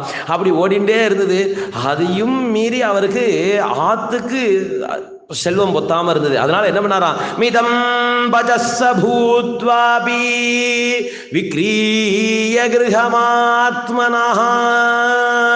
மிதம் பஜஹ, கொஞ்சமா சமைச்சு சாப்பிடுறதுன்னு ஆரம்பிச்சு இவருடைய சாப்பாட்டு எல்லாத்தையும் குறைச்சார். அதுவும் போக பொத்தல. அதுக்கப்புறம் என்ன பண்ணார், கிரகம் விக்ரீய, தன்னுடைய குடும்பமாக பரம்பரையாக வாழ்ந்துன்னு வந்துட்டு இருக்கக்கூடியதான பெரிய வீடு இருக்கே அதை வித்துட்டார். வித்துட்டு அதில் வரக்கூடிய பணத்தில் என்ன பண்ணார், மறுபடியும் தத்ரவ்யைஹி விததே தீபானி வருஷமாத்திரம் கதம் ததா. அந்த வீடு வித்த அந்த பணத்தை வச்சுட்டு ஒரு வருஷ காலம் விளக்கேற்றினார். அதுக்கப்புறம் அந்த பணமும் அந்த செல்வமும் அழிஞ்சது. அதுக்கப்புறம் என்ன பண்ணார், விக்ரீய பாரியாபரணம் ஷண்மாசானத்யவாஹயத். தன்னுடைய ஆத்துக்காரையினுடைய ஆபரணங்கள் எல்லாத்தையும் வித்துட்டார். அதை வித்து வந்த செல்வத்தில் 6 மாதம் விளக்கேற்றினார். அதுவும் பொத்தாம போச்சு. யாச்ஞாலப்தேன தைலேனா மாசம் விரதமபாலயத். தான் இந்த மாதிரி விளக்கேத்துறேன் எனக்கு எண்ணெய் கொடுங்கோ நெய் கொடுங்கோன்னு கேட்டுண்டு போய் வீதி வீதியாக பிச்சை கேட்டாராம். நான் விளக்கேற்றணும் சுவாமிக்கு, கொஞ்சம் போகிற எண்ணெய் கொடுங்கோலே, கொஞ்சம் போகிற நெய் கொடுங்கோலே, கொஞ்சம் திரி கொடுங்கோலே அப்படின்னு சொல்லி ஒருத்தரட்டியாக பிச்சை கேட்டு 1 மாத காலம் விளக்கேற்றினார் கோவிலில். அதுக்கப்புறம் கொடுக்குறவாளும் யாரும் இல்லை. பொதுவாக வசூல் அப்படின்னு சொன்னால் ஏதோ ஒரு தடவை வந்தால் கொடுப்போம், 2 தடவை வந்தால் கொடுப்போம். வருஷத்துக்கு 305 நாள் டெய்லி வந்துட்டே இருந்தாலும் சொன்னால் நமக்கே ஒரு சமயம் இல்லை. நம்மளே கொடுக்கறதுக்கு ரொம்ப ரொம்ப யோசனை பண்ணுவோம். அப்புறம் டெய்லி வந்தாலும் கொடுப்போமோ, ஏதோ 4 நாள் கொடுப்போம். அதுக்கப்புறம் இல்லை சார் பார்த்துப்போம் சார் அப்படின்ட்டுருவோம். அப்போது வந்தவா அத்தனை பேர், அப்பா நீ விளக்கேற்றுற வாஸ்தவம் தான், நான் இல்லை சொல்ல நல்ல காரியம்தான், ஆனால் அதுக்கு நீ எங்களுக்குன்னு ஒரு சக்தி இருக்கு இல்லையா, எல்லாருமே நாயனார் ஆகிட்டா அப்புறம் இவர் என்ன பண்ணுறது. அதனால் அவள் எல்லாரும் என்ன சொன்னால், எங்களுக்குன்னு ஒரு சக்தி இருக்குப்பா, சக்திக்கு மீறி நாங்கள் செய்ய முடியாது அப்படின்னு விட்டா. அப்போ அதுவும் கிடைக்கல. எந்த அளவுக்கு இவர் போறார் பாருங்கோ. அடுத்ததாக யோசிச்சார், செப்பெருஞ்சீர் மணையாரை விற்பதற்கு தேடுவார். இவர் இவ்வளவு தூரம் தனத்தை விரயம் பண்ணி அத்தனையும் செலவு பண்ணி வீட்டை விற்று நெடுத்தருவில் நின்ன போதும் எந்த ஒரு தர்ம பத்னி கூடையே இருந்தாலோ அவளுடைய ஆபரணத்தெல்லாம் விற்கிறதுக்கு எவ எடுத்து கொடுத்தாலோ அப்பேற்பட்ட பத்னியை விற்கிறதுக்கு எத்தனிச்சார்னார். அவளைதான வேலைக்கு கொடுப்போம், யார்யானும் தாசியாக கொடுத்துருவோம், அவத்தில் வேலை செஞ்சுன்னு அவர்கிட்டம் அதில் வரக்கூடிய பணத்தை கொடுப்போம்னா அதுக்கு அந்த அம்மாவும் சம்மதிச்சிருக்கா பாருங்க. அதுதான் ஆச்சரியம். அதனால் என்ன பண்ணார், வீதி வீதியாக போகிறார். இந்த மாதிரி எனக்கு விளக்கேற்றுறதுக்கு எனக்கு திரவியம் வேணும், அதுக்காக நான் இவளை ஒப்படைக்கிறேன், நீங்கள் அவளை வேலைக்காரியாக ஏற்றுன்னு நீங்கள் எனக்கு பணம் கொடுங்கோ அப்படின்னு சொல்லி வீதி வீதியாக போகிறார். ஆனால் மனமகிழ்ந்து மனைவியார் தமை கொண்டு வளநகரில் தனம் அளிப்பார் தமை எங்கும் கிடையாமல் தளர்வு எய்தி. அவருடைய மனசு சந்தோஷப்பட்டு அந்த அம்மாவை ஒருத்தர் விலைக்கு வாங்கிட்டு வேலைக்கு வச்சுக்கிறதுக்கு அந்த ஊரில் யாரும் தயாராக இல்லையா. ஏண்டாண்ணா இப்பேற்பட்ட தர்மகாரியம் பண்ணுறவருடைய பத்னி எவ்வளோ போய் வேலை வாங்குறதா, அதெல்லாம் எவ்வளோ பெரிய சிரமம்னு அவள் ஒருத்தருக்கு மனசில் இது பண்ணிக்கிறான். இல்லை சரியாக வராது, அந்த அம்மா வேலைக்கு வச்சுருந்தா சரியாக வராது, அதனால் அதுக்காகலாம் தனம் தர முடியாதுப்பா. என்னப்பா அது ஒரு குடும்ப கல்யாணம் பண்ணிட்டு இருக்க, நல்லா வாழ வேண்டாமா, அவள் எல்லாரும் நல்லது தானே சொல்லணும். இவருக்கு இது நல்லதாக இருக்கலாம், ஆனால் லோகத்துக்கு இது பார்க்கும்போது எப்பேற்பட்டதான ஒரு துணிச்சலான செயல். அந்த துணிச்சனால செய்யலை, இவா செய்ய விடலாமா? அதனால இவன் யாரெல்லாம் போய் கேட்டாலும் அவள் எல்லாரும் இவருக்கு உபதேசம் பண்ண ஆரம்பிச்சிட்டா. அப்பா இல்லைப்பா, கல்யாணம் பண்ணிட்டு இப்படிலாம் பண்ணப்படாது, அவளோட சேர்ந்து வாழதான் தர்மம், பரமேஸ்வரன் ஒன்றும் கோச்சிக்க மாட்டார், ஒரு நாள் தடைப்பட்டா ஒன்றும் பிரச்சனை இல்லை போ அப்படின்னு சொன்னதும் இவருக்கு இது சொப்பனத்தில் கூட இந்த மாதிரி நினச்சது இல்லையா, ஒரு நாள் இது தடைப்படும் அப்படின்னு. ஆனால் இது தடைப்படுறதேன்னு சொல்லிட்டு வருத்தத்தில் என்ன பண்ணார், அங்கேருந்து நேராக திருவொற்றியூர் கோவிலுக்குள்ளே வந்தார். உட்காந்துட்டு என்ன பண்ணுறதுன்னு தெரியாமல் அழுது புலம்புறார். நான் இன்னைக்கு விளக்கு ஏற்றுவேனா, எப்படி ஏற்றுவேன்னு தெரியலையே அப்படின்னு சொல்லிட்டு புலம்பி அழுதுன்னு இருக்கார்.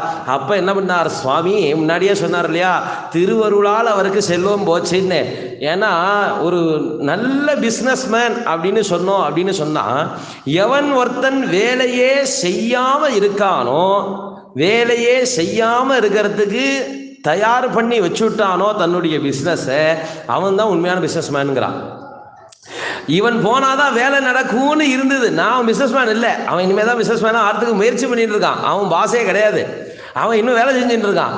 எப்போ அவன் பாஸாரான்னு சொன்னான், நான் இல்லைனாலும் அந்த வேலை நடக்கும்னு எவனுக்கு ஒருத்தன் தீர்மானமாக தெரியுமோ, அதுக்கு எவன் ஒருத்தன் ரெடி பண்ணி வச்சுட்டானோ அவன் தான் தலைவன். அப்போ இவர் எப்பேற்பட்ட தலைவராக இருந்திருக்கணும். அது எல்லாத்தையும் செஞ்சுட்டு இவர் போய் விளக்கேற்றினதுனால தான் நாள் முழுக்க விளக்கேற்றினார், இவர் வேலையை வேற ஒருத்தன் பார்த்துருந்தான். அப்போ அப்படி இருந்த போதிலும் கூட எப்படிடா அழிஞ்சு போச்சுன்னா, சுவாமி தான் அழிய வச்சார்னார் சேக்கிழார். அவருடைய அருளால் இது அழிஞ்சு போச்சுன்னார். அப்பேற்பட்டதான ஒரு விஷயம்.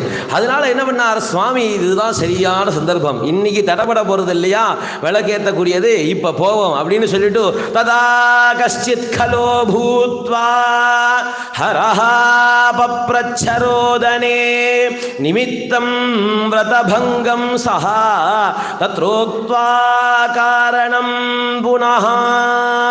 பரமேஸ்வரன் என்ன பண்ணார், ஒரு போக்கிரி பயத்தினுடைய வேஷத்தை எடுத்துட்டார். அவன் பார்த்தாலே போகிரி பையன் தெரியுமா, அந்த மாதிரி ஒரு வேஷத்தை எடுத்துட்டு அங்கேருந்து போனார். அப்பா ஏன்பா அழுதுட்டு இருக்க, கோயிலில் உட்காந்துட்டு என்ன காரணம்னு சொல்லு அப்படின்னு கேட்டதுமே இவர் சொல்கிறார், இல்லைப்பா நான் ரொம்ப நாளாக எழுத்தின்னு இருந்தேன், 8 வருஷம் முடிஞ்சு ஒரு 6 மாதம் கழிச்சு ஒரு மாதம் இப்படி தேம்பா. ஆனால் அந்த தொண்டு நின்று போச்சு, தெரியல, எனக்கு வழி தெரியல, இன்னைக்கு நான் ஏத்தனம் என்ன பண்றதுன்னு தெரியல, அழுதுன்னு இருக்கேன் அப்படின்னு ஒன்னே இந்த கலன் என்ன பண்ணானா, ஹசன் கலோபிதம் பிராஹே ரோதனே நாத்ர கிம் பவேத் யதி பக்திர் திருடா சம்பௌ சித்வா கண்டம் நிஜாஸ்ருஜா குரு தீபானிதி ப்ரோச்யே முஹுர்மௌலிமகம் பயத். சொல்லுமா இல்ல விளக்கு தான் ஏத்திட முடியுமா, அவ்வளவு பக்தி இருக்குன்னு உனக்கு தெரிஞ்சதுன்னா, எதி பக்தி திருடா சம்பவ், உனக்கு சம்பு மேல அவ்வளவு திருடமான பக்தி இருக்குன்னு சொன்னா கழுத்தறுத்துட்டு உன்னுடைய ரத்தத்தினால விளக்கேற்ற வேண்டியது தானே, நீ இப்படி உட்காண்டிருந்தா அழுதா விளக்கு தானா எரிஞ்சுக்குமா அப்படின்னு சொல்லிட்டு போக்கிரி பையன் மாதிரி வந்து பேசினார்.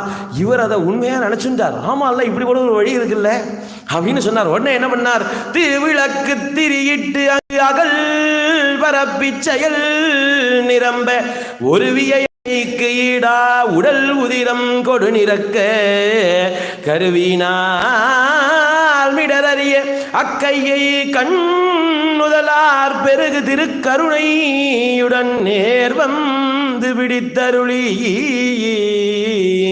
என்ன பண்ணார், ஆமா அப்படி ஒரு விஷயம் இருக்கு அப்படின்னு என்ன பண்ணார், விறுவிறுன்னு அவருக்கு நித்திய பழக்கமாயிடுதா, அதனால விளக்கு எல்லாத்தையும் வரிசையா அடுக்கி வச்சார். பஞ்சதிரியும் நூல் திரியுமாக போடுறார். ஏன்னா காலம்லேருந்து ரெடி பண்ணாதான் சாயந்தரம் ஏற்ற முடியும். அதனால பஞ்சதிரி ஒரு பக்கம் நூல் திரி ஒரு பக்கம் நன்னா அடுக்கினார்.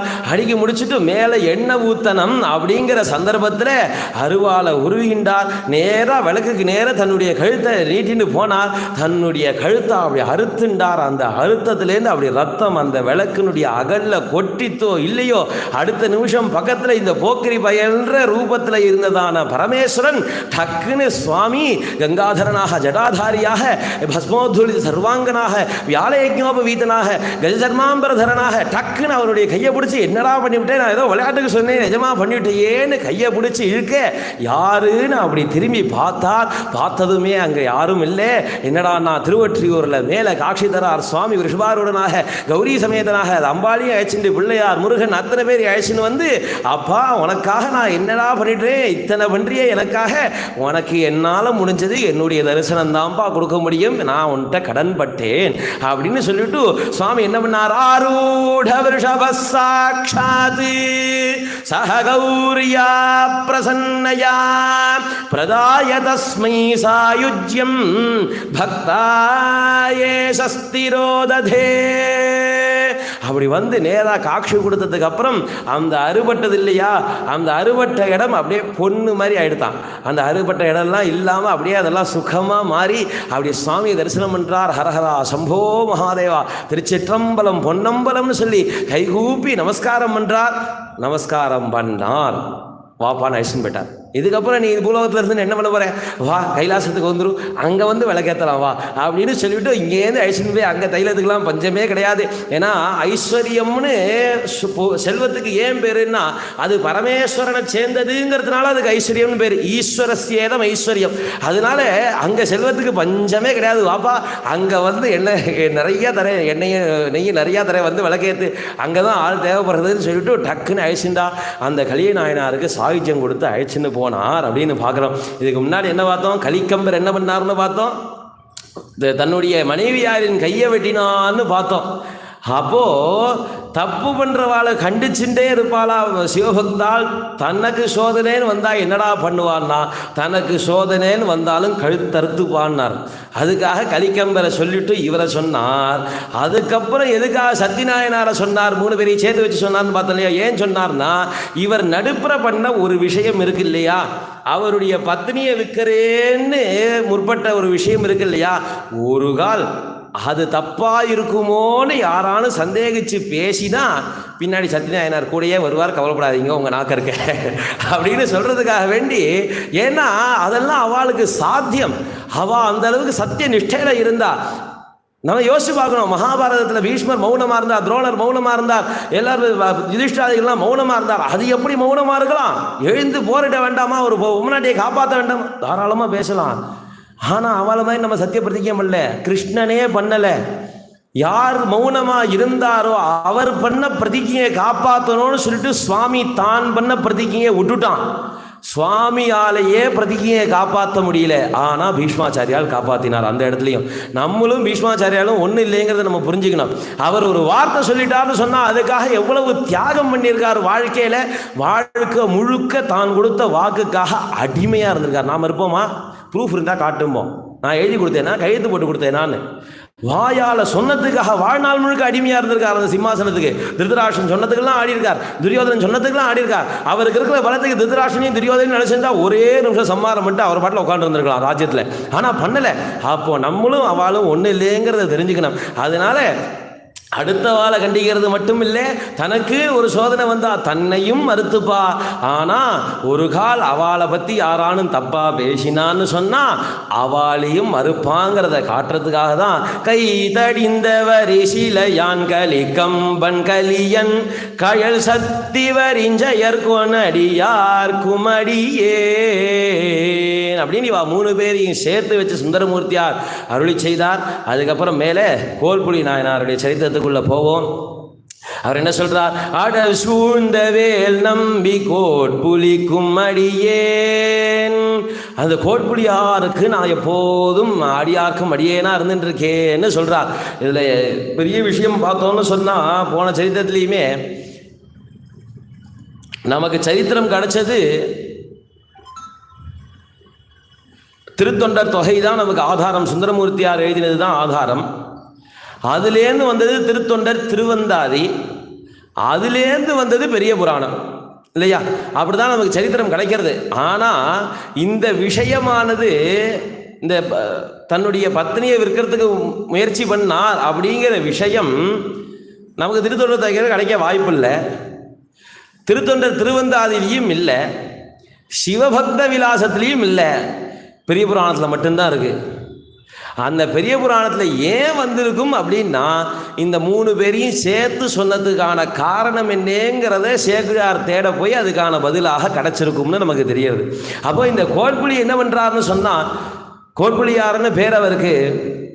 எங்க பிறக்கிறார்?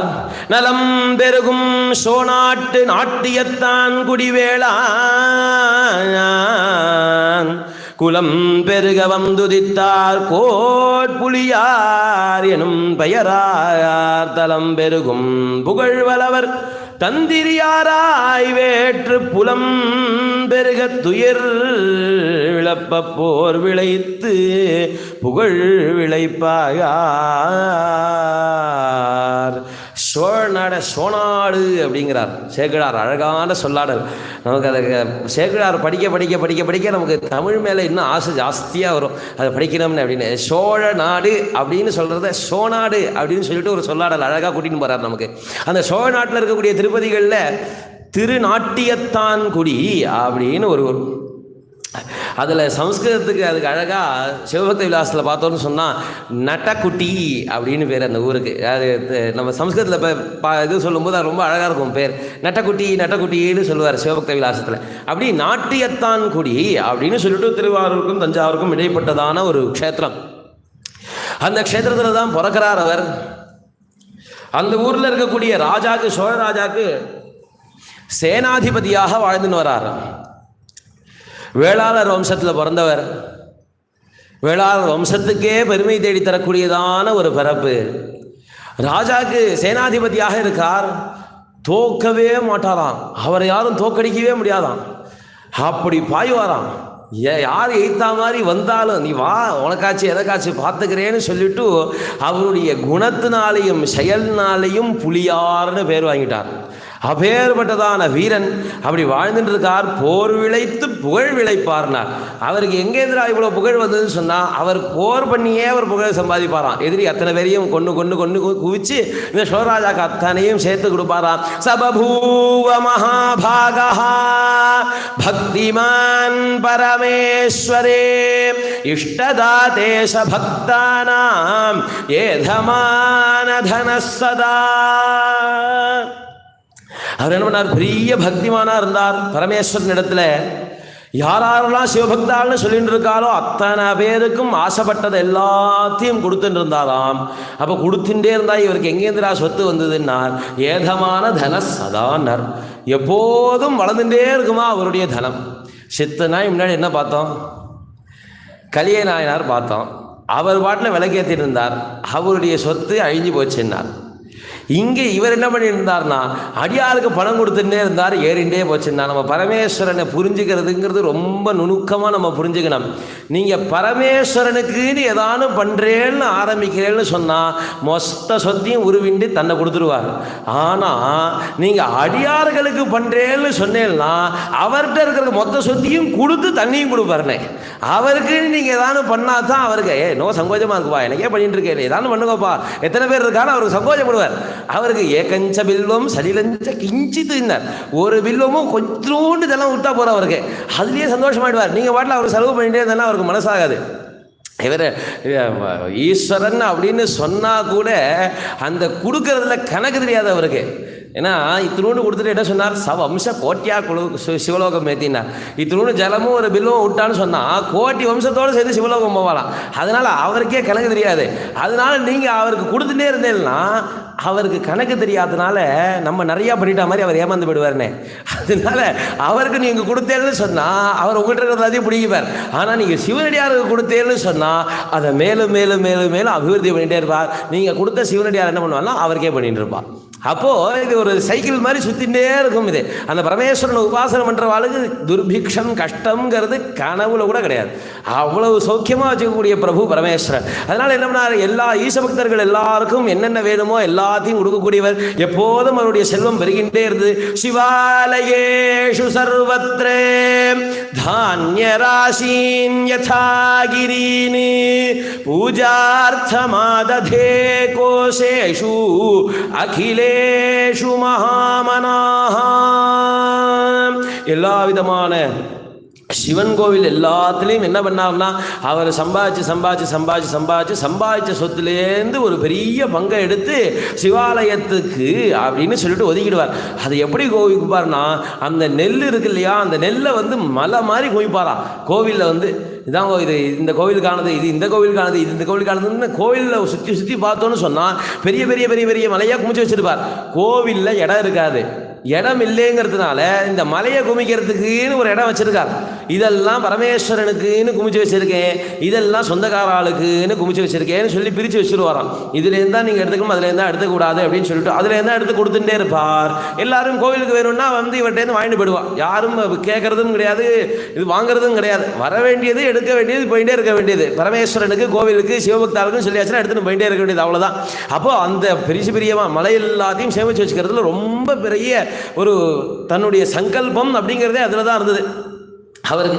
அப்படி பண்ணிட்டே இருக்கும்போது என்னாச்சுன்னா சகதாச்சிதரீஞ்சேதும் சோதிதா சோழ பூபுஜா பிரதிஷ்டமானஸ்வான் பந்தூன் இதமாக சமூபதி. அவர் வேலை செஞ்சுட்டு இருக்கக்கூடியதான சோழராஜா என்ன பண்ணார், இந்த மாதிரி ஒருத்தன் பொறுத்துன்னு வரப்போறான்னு தகவல் வருது. அதனால் நீங்கள் என்ன பண்ணுங்கோ, அவன் நீங்கள் வரதுக்கு முன்னாடி நம்ம அங்கே அவன் மேலே போர் தொடுத்து போயிடுவோம், அவனை ஜெயிச்சுன்னு வந்துடுங்கோ அப்படின்னு சொல்லி இந்த கோட்புலியாருக்கு ஆக்கியபிக்கிறார். சரின்னு இவரும் கிளம்புறார். கிளம்புறதுக்கு முன்னாடி சொல்கிறார் ஸ்வான் பந்தூன்னு இதமாக சமூபதின்னா, கிளம்பும்போது வீட்டை நன்னா பார்த்துக்கோ, பத்திரமா இருந்துக்கோ. எவ்வளோ சொல்லுவோம் நம்ம ஆற்றுலேருந்து கிளம்புறோன்னு சொன்னான். ஆனால் இவர் என்ன சொல்கிறாரு பாருங்கோ, அவருடைய பந்துக்கள் எல்லாரையும் கூப்பிட்டு தந்தமர்கள் ஆயினார் தமக்கு எல்லாம் தனித்தனியே எந்த யாருக்கு அமுதுபடிக்கு ஏற்றிய நெல் இவை அழிக்க சிந்தையால் தான் நினைவார் திருவிரையாக்கலி என்று வந்தனையால் உரைத்தகன்றார் மன்னவன் மாற்றார் முனைமே. இங்கே பாருங்க சொந்தக்காரால், உங்கள் எல்லாருக்கும் இங்கே தனித்தனியாக வச்சுருக்கேன். உங்களுக்குன்னு எடுத்துக்க வேண்டிய நெல்கடங்கள்லாம் இங்கே இருக்குது. இது பரமேஸ்வரன் எந்த யாருக்கு அமுது படைக்க என்னை சேர்ந்த என்னுடைய தலைவனுக்காக நான் வச்சிருக்கக்கூடியதான இந்த நெல்கடங்க யாரானும் சிந்தையாலும் அதை தொடணும்னு நினைச்சேலானால் திருவிளையாக்களினார். பரமேஸ்வரன் மேல் ஆணை, அவ்வளோதான். என்ன பண்ணுவேன்லாம் சொல்கிறதே கிடையாது அவ யாருமே. அதே மாதிரி தான் திருநீலகண்ட நாயனார் பார்த்தோம் அப்படின்னு சொன்னால், அவர் ஆத்துக்காரி என்னை இனிமே தொடாதேன்னு சொல்கிறா. நீலகண்டர்கிட்ட குயவனார், நீலகண்ட குயவனார் 2வது நாயனார், அவரை சொல்லும்போது அவர் சொன்னால் தொடுவீராகில் திருநீலகண்டம்னா. ஏன்னா தொட்டா பரமேஸ்வரன் கும்பிட்றதுல என்ன இருக்குது அப்படின்னா, அது அவளுக்கு சபதமே அப்படிதான், அவளுடைய சங்கல்பமே அவ்வளவுதான். நான் இதை பண்ணேன்னு சொன்னால் பரமேஸ்வரன், அதுக்கப்புறம் அவன் சித்தந்தான். அவன் என்ன நினைக்கிறானோ அந்த நேரத்தில் என்ன நடக்கிறதோ அதான் நடக்கும். நான் அதெல்லாம் சொல்கிறதெல்லாம் கிடையாது, செஞ்சுறது தான் டைரெக்டாக. அதனால பரமேஸ்வரன் மேலே ஆணையாக சொல்கிறேன், இதை யாராலும் தொடணும்னு மனசுனால கூட நினைக்கக்கூடாது. அப்படி நினைச்சேரானால் என்ன நடக்குங்கிறத பார்த்துப்போம். பரமேஸ்வரன் மேலே ஆணை அப்படின்னு சொல்லிட்டு கிளம்பிட்டார். கிளம்பினதுக்கப்புறம் என்னாச்சுன்னா, மற்றவர் தாம் போயின பின் சிறநாளில் வற்காலம் உற்றலும் நச்சுற்றத்தார் உணவின்றி இறப்பதனில் பெற்றம் உயர்ந்தவர் அமுதுபடி கொண்டாகிடும் பிழைத்து குற்றம் அறப்பின் கொடுப்போம் எனக்கூடு குலைத்தழைத்தாயார். கொஞ்ச நாள் ஆச்சு. அவன் ரொம்ப பலசாலி, பெரிய சேனை வச்சுட்டு இருக்கான் எதிரி. அதனால இவர் யுத்தம் பண்ணுறார். ரொம்ப நாள் ஆயிடுத்து வரத்துக்கு. அதுக்குள்ளே இங்கே பஞ்சம் வந்துடுத்தான். பரமேஸ்வரன் இங்கே வாழ சோதிக்கிறார் பந்துக்களை. அவள் எல்லாருக்கும் பஞ்சம் வந்ததுமே என்னாச்சா, சாப்பாட்டுக்கு வழி இல்லை, அடுத்த வேளை சாப்பாட்டுக்கு வழி இல்லை. அவள் எல்லாரும் என்ன நினச்சா, சாப்பிடாம நம்ம மறித்து போகிறதுக்கு இதை இப்போதைக்கு எடுத்துப்போம். கோட்புலியார் எப்படி இருந்தாலும் ஜெயிச்சுட்டு தான் திரும்புவார், ஜெயிக்காமல் அவர் வந்ததே கிடையாது. அதனால ஜெயிச்சு வரும்போது நிறையா பொண்ணும் பொருளும் தானியங்கள் எல்லாத்தையும் எடுத்துட்டு தான் வரப்போகிறார். அப்போது குற்றம் இல்லாமல் நம்ம அதை திருப்பி வச்சுடுவோம், எடுத்துட்டு நம்ம திருப்பி கொடுத்துருவோம் அதை அப்படின்னு சொல்லிவிட்டு அதை எடுத்துக்க ஆரம்பிச்சார்னு சொன்ன உடனே அவர் சொன்னார் அழித்தார்னார். அதை தீர்த்துட்டாலாம். அந்த பரமேஸ்வரனுக்கு வச்சிருக்கக்கூடியதான அந்த நெல்கிடங்கு மொத்தமும் காலி ஆகிடுது. எல்லாத்தையும் எடுத்தாச்சு. அதுக்கப்புறமும் அவளுக்கு சாப்பாட்டுக்கு வழி இல்லாமல் திண்டாடிட்டு இருக்கா. அவ்வளோ துர்பிக்ஷம். இல்லைன்னா கை வைக்க போகிறது இல்லை. கோட்புள்ளியாருடைய சொந்தக்காரான்னு சொன்னால் சாதாரணமாக இருக்குமா? இருந்தாலும் துர்பிக்ஷத்துக்கு என்ன பண்ணுறது, மரணிக்கிறதுக்கு இது தேவலாமே அப்படின்னு சொல்லிட்டு கையை வச்சுட்டா. அதுக்கப்புறம் என்னாச்சு? அத சத்ரூன் விநிர்ஜித்யே சூரவ்யாக்ரஸ்ஸ சைனிகஹ புனராசாத்ய ராஜானம் தனராசீன் சமார்ப்பயத் ராஜ்ஞா பகுமதஸ்ச ஸ்வம் கிருஹம் கந்தும் சமுத்யதஹ. சத்ருக்கள் எல்லாத்தையும் ஜெயிச்சுட்டு அவர் சம்ஸ்கிருதத்தில் சூரவியாகர் அப்படின்னு பேர் அவருக்கு, கோட்புள்ளியாருக்கு. அந்த சூரவியாகர் கோட்புள்ளியார் என்ன பண்ணார்? தன்னுடைய சேனையோடு சேர்ந்து மறுபடியும் ராஜாவை வந்து பார்த்தார். அந்த எதிரி நாட்டிலேருந்து எடுத்துகிட்டு வந்த தனராசிகள் எல்லாத்தையும் அவர்கிட்ட கொடுத்தார். ராஜா ரொம்ப சந்தோஷப்பட்டு, அப்பா உன்னை சேனாதிபதியாக அடைஞ்சேன் பார், என்னுடைய பெரிய புண்ணியம் இது அப்படின்னு சொல்லிவிட்டு ராஜானால் சன்மானம் பண்ணப்பட்டு அவர் தனங்கள் எல்லாத்தையும் கொடுத்து தானியங்கள் எல்லாத்தையும் கொடுத்து நீ ஆற்றுக்கு போயிட்டு வா அப்படின்னு சொல்லிட்டு தன்னுடைய ஆற்றுக்கு கிளம்புறார். கிளம்பும் போதே என்னடான்னா முதல் கேள்வி, அந்த சைவ தானியங்கள் எல்லாத்தையும் பாதுகாக்கிறதுக்கு ஒரு காவலாளி போட்டு வச்சிருந்தாலாம். அவனை கூப்பிட்டார். அதெல்லாம் பத்திரமா இருக்கா இல்லையா? ஆற்றுல சொந்தக்காரன் எல்லாம் நன்னா இருக்கானா? அவன் நன்னா இருக்கானா? அப்பா தாத்தா நன்னா இருக்காளா? ஒரு கேள்வி கிடையாது. அந்த தானியங்கள்லாம் நல்லபடியாக இருக்கா, சிவத்தொண்டு நடந்துட்டு இருக்கா அப்படின்னு கேட்டோடனே அவனாலும் சும்மா இருந்திருக்கலாம். அவன் என்ன பண்ணுறது, உண்மையை சொல்கிறது பழக்கமாக எடுத்து கோட்புள்ளியாரோட இருந்து. அதனால் என்ன சொன்னார்? சைவானாம் தானிய கோஷானாம் யஃப் புரா பாலகஹ் கிருதஹ சததா பிராப்ய சவிதம் தஸ்மை விருத்தம் யஜிக்ஞபது. அவனு சொன்னான், இல்லை சுவாமி, இந்த மாதிரி ரொம்ப ஏழ்மை வந்துருத்து, வேற வழியே இல்லை, அதனால உங்களுடைய பந்துக்கள் எல்லாரும், அவன் உண்மையை தான் சொல்கிறான், ரொம்ப வருத்தப்பட்டு சொல்கிறான், உங்களுடைய பந்துக்கள்லாம் ஒன்றும் தப்பு பண்ணல, ரொம்ப ஏழ்மை வந்துருத்து, வேற வழி இல்லை, சாப்பாட்டுக்கு வழி இல்லாமல் அவள் எல்லாரும் அதை எடுத்துட்டு சாப்பிட்டா அப்படின்னு சொன்னோன்னே நிகூடஹிருதய சுத்வா பகிர்ஹிருஷ்ட இவா பரஹா, உள்ளுக்குள்ள அப்படியே கொதித்து எழுந்தாராம். ஆனால் வெளில காட்டிக்கலையாம். பகிர்ஹிருஷ்ட இவா பவது, வெளில சந்தோஷப்பட்ட மாதிரி காட்டின்றாராம்.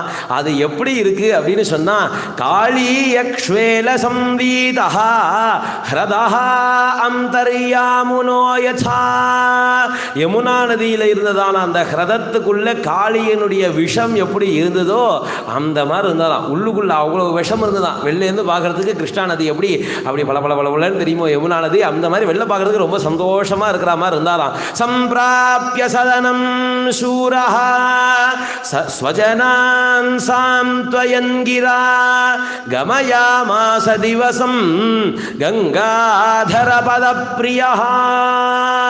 தன்னுடைய இருப்பிடத்துக்கு வந்தார். வந்ததுமே எல்லாருக்கும் கொஞ்சம் பயம்தான். ஏன்னா கோட்புள்ளியாருன்னு பேரே அவருக்கு புளியாருன்னு பேரை வச்சாச்சு இல்லையா? அதனால் கொஞ்சம் பயம்தான் எல்லாருக்குமே. என்ன சொல்ல போகிறான்னு தெரியலையே, வந்தால் நம்ம என்ன திருவிழாக்களின்னு சொல்லிட்டு போனால் என்ன பண்ணுவான்னு தெரியலையே அப்படின்னு சொல்லி எல்லாரும் பயந்துன்னு இருக்கிற நேரத்தில் தன்னுடைய சுஜனங்களை எல்லாரையும் கூப்பிட்டு தன்னுடைய இன்சொற்களால் அவளை சந்தோஷப்படுத்தினாராம். கமயாமாச திவசம்னார். அந்த பகல் பொழுது ஓட்டி தள்ளினாராம். அவருக்கு ஓட மாட்டேங்கிறது, ஒவ்வொரு நிமிஷமும் கை துடிக்கிறது. சும்மா இருக்கோமே, தன்னுடைய பந்துக்கள் இத்தனை சிவனுடைய சொத்தை சாப்பிட்டு இருக்காளே, நம்ம சும்மா இருக்கோமேன்னு அப்படி துடிக்கிறதான். அழகாக சொன்னார், கங்காதர பதப்பிரியான்னார். ஏன்னா சிவபக்தன்னு சொல்கிறதுக்கு பரமேஸ்வரனுக்கு எத்தனையோ பேர் இருக்குது. கங்காதரனுடைய பாதத்தில் பிரியம் உள்ளவர்னு ஏண்டா சொன்னார்னு சொன்னால், எப்படி கங்காதேவியினுடைய பிரவாகத்தை அவர் அடக்கி வச்சுட்டு இருக்காரோ பரமேஸ்வரன், அந்த மாதிரி இவருக்கு வந்த கோபத்தை எல்லாத்தையும் பிடிச்சி அடக்கி வச்சுட்டு இருக்காராம், உள்ள விட முடியாமல். அதனால கங்காதர பதப்பிரியா கமயா மாச திவசம்னார். கொஞ்சம் கொஞ்சமாக அது தள்ளுறார். கொஞ்சம் கொஞ்சமாக ராப்போது வந்தது.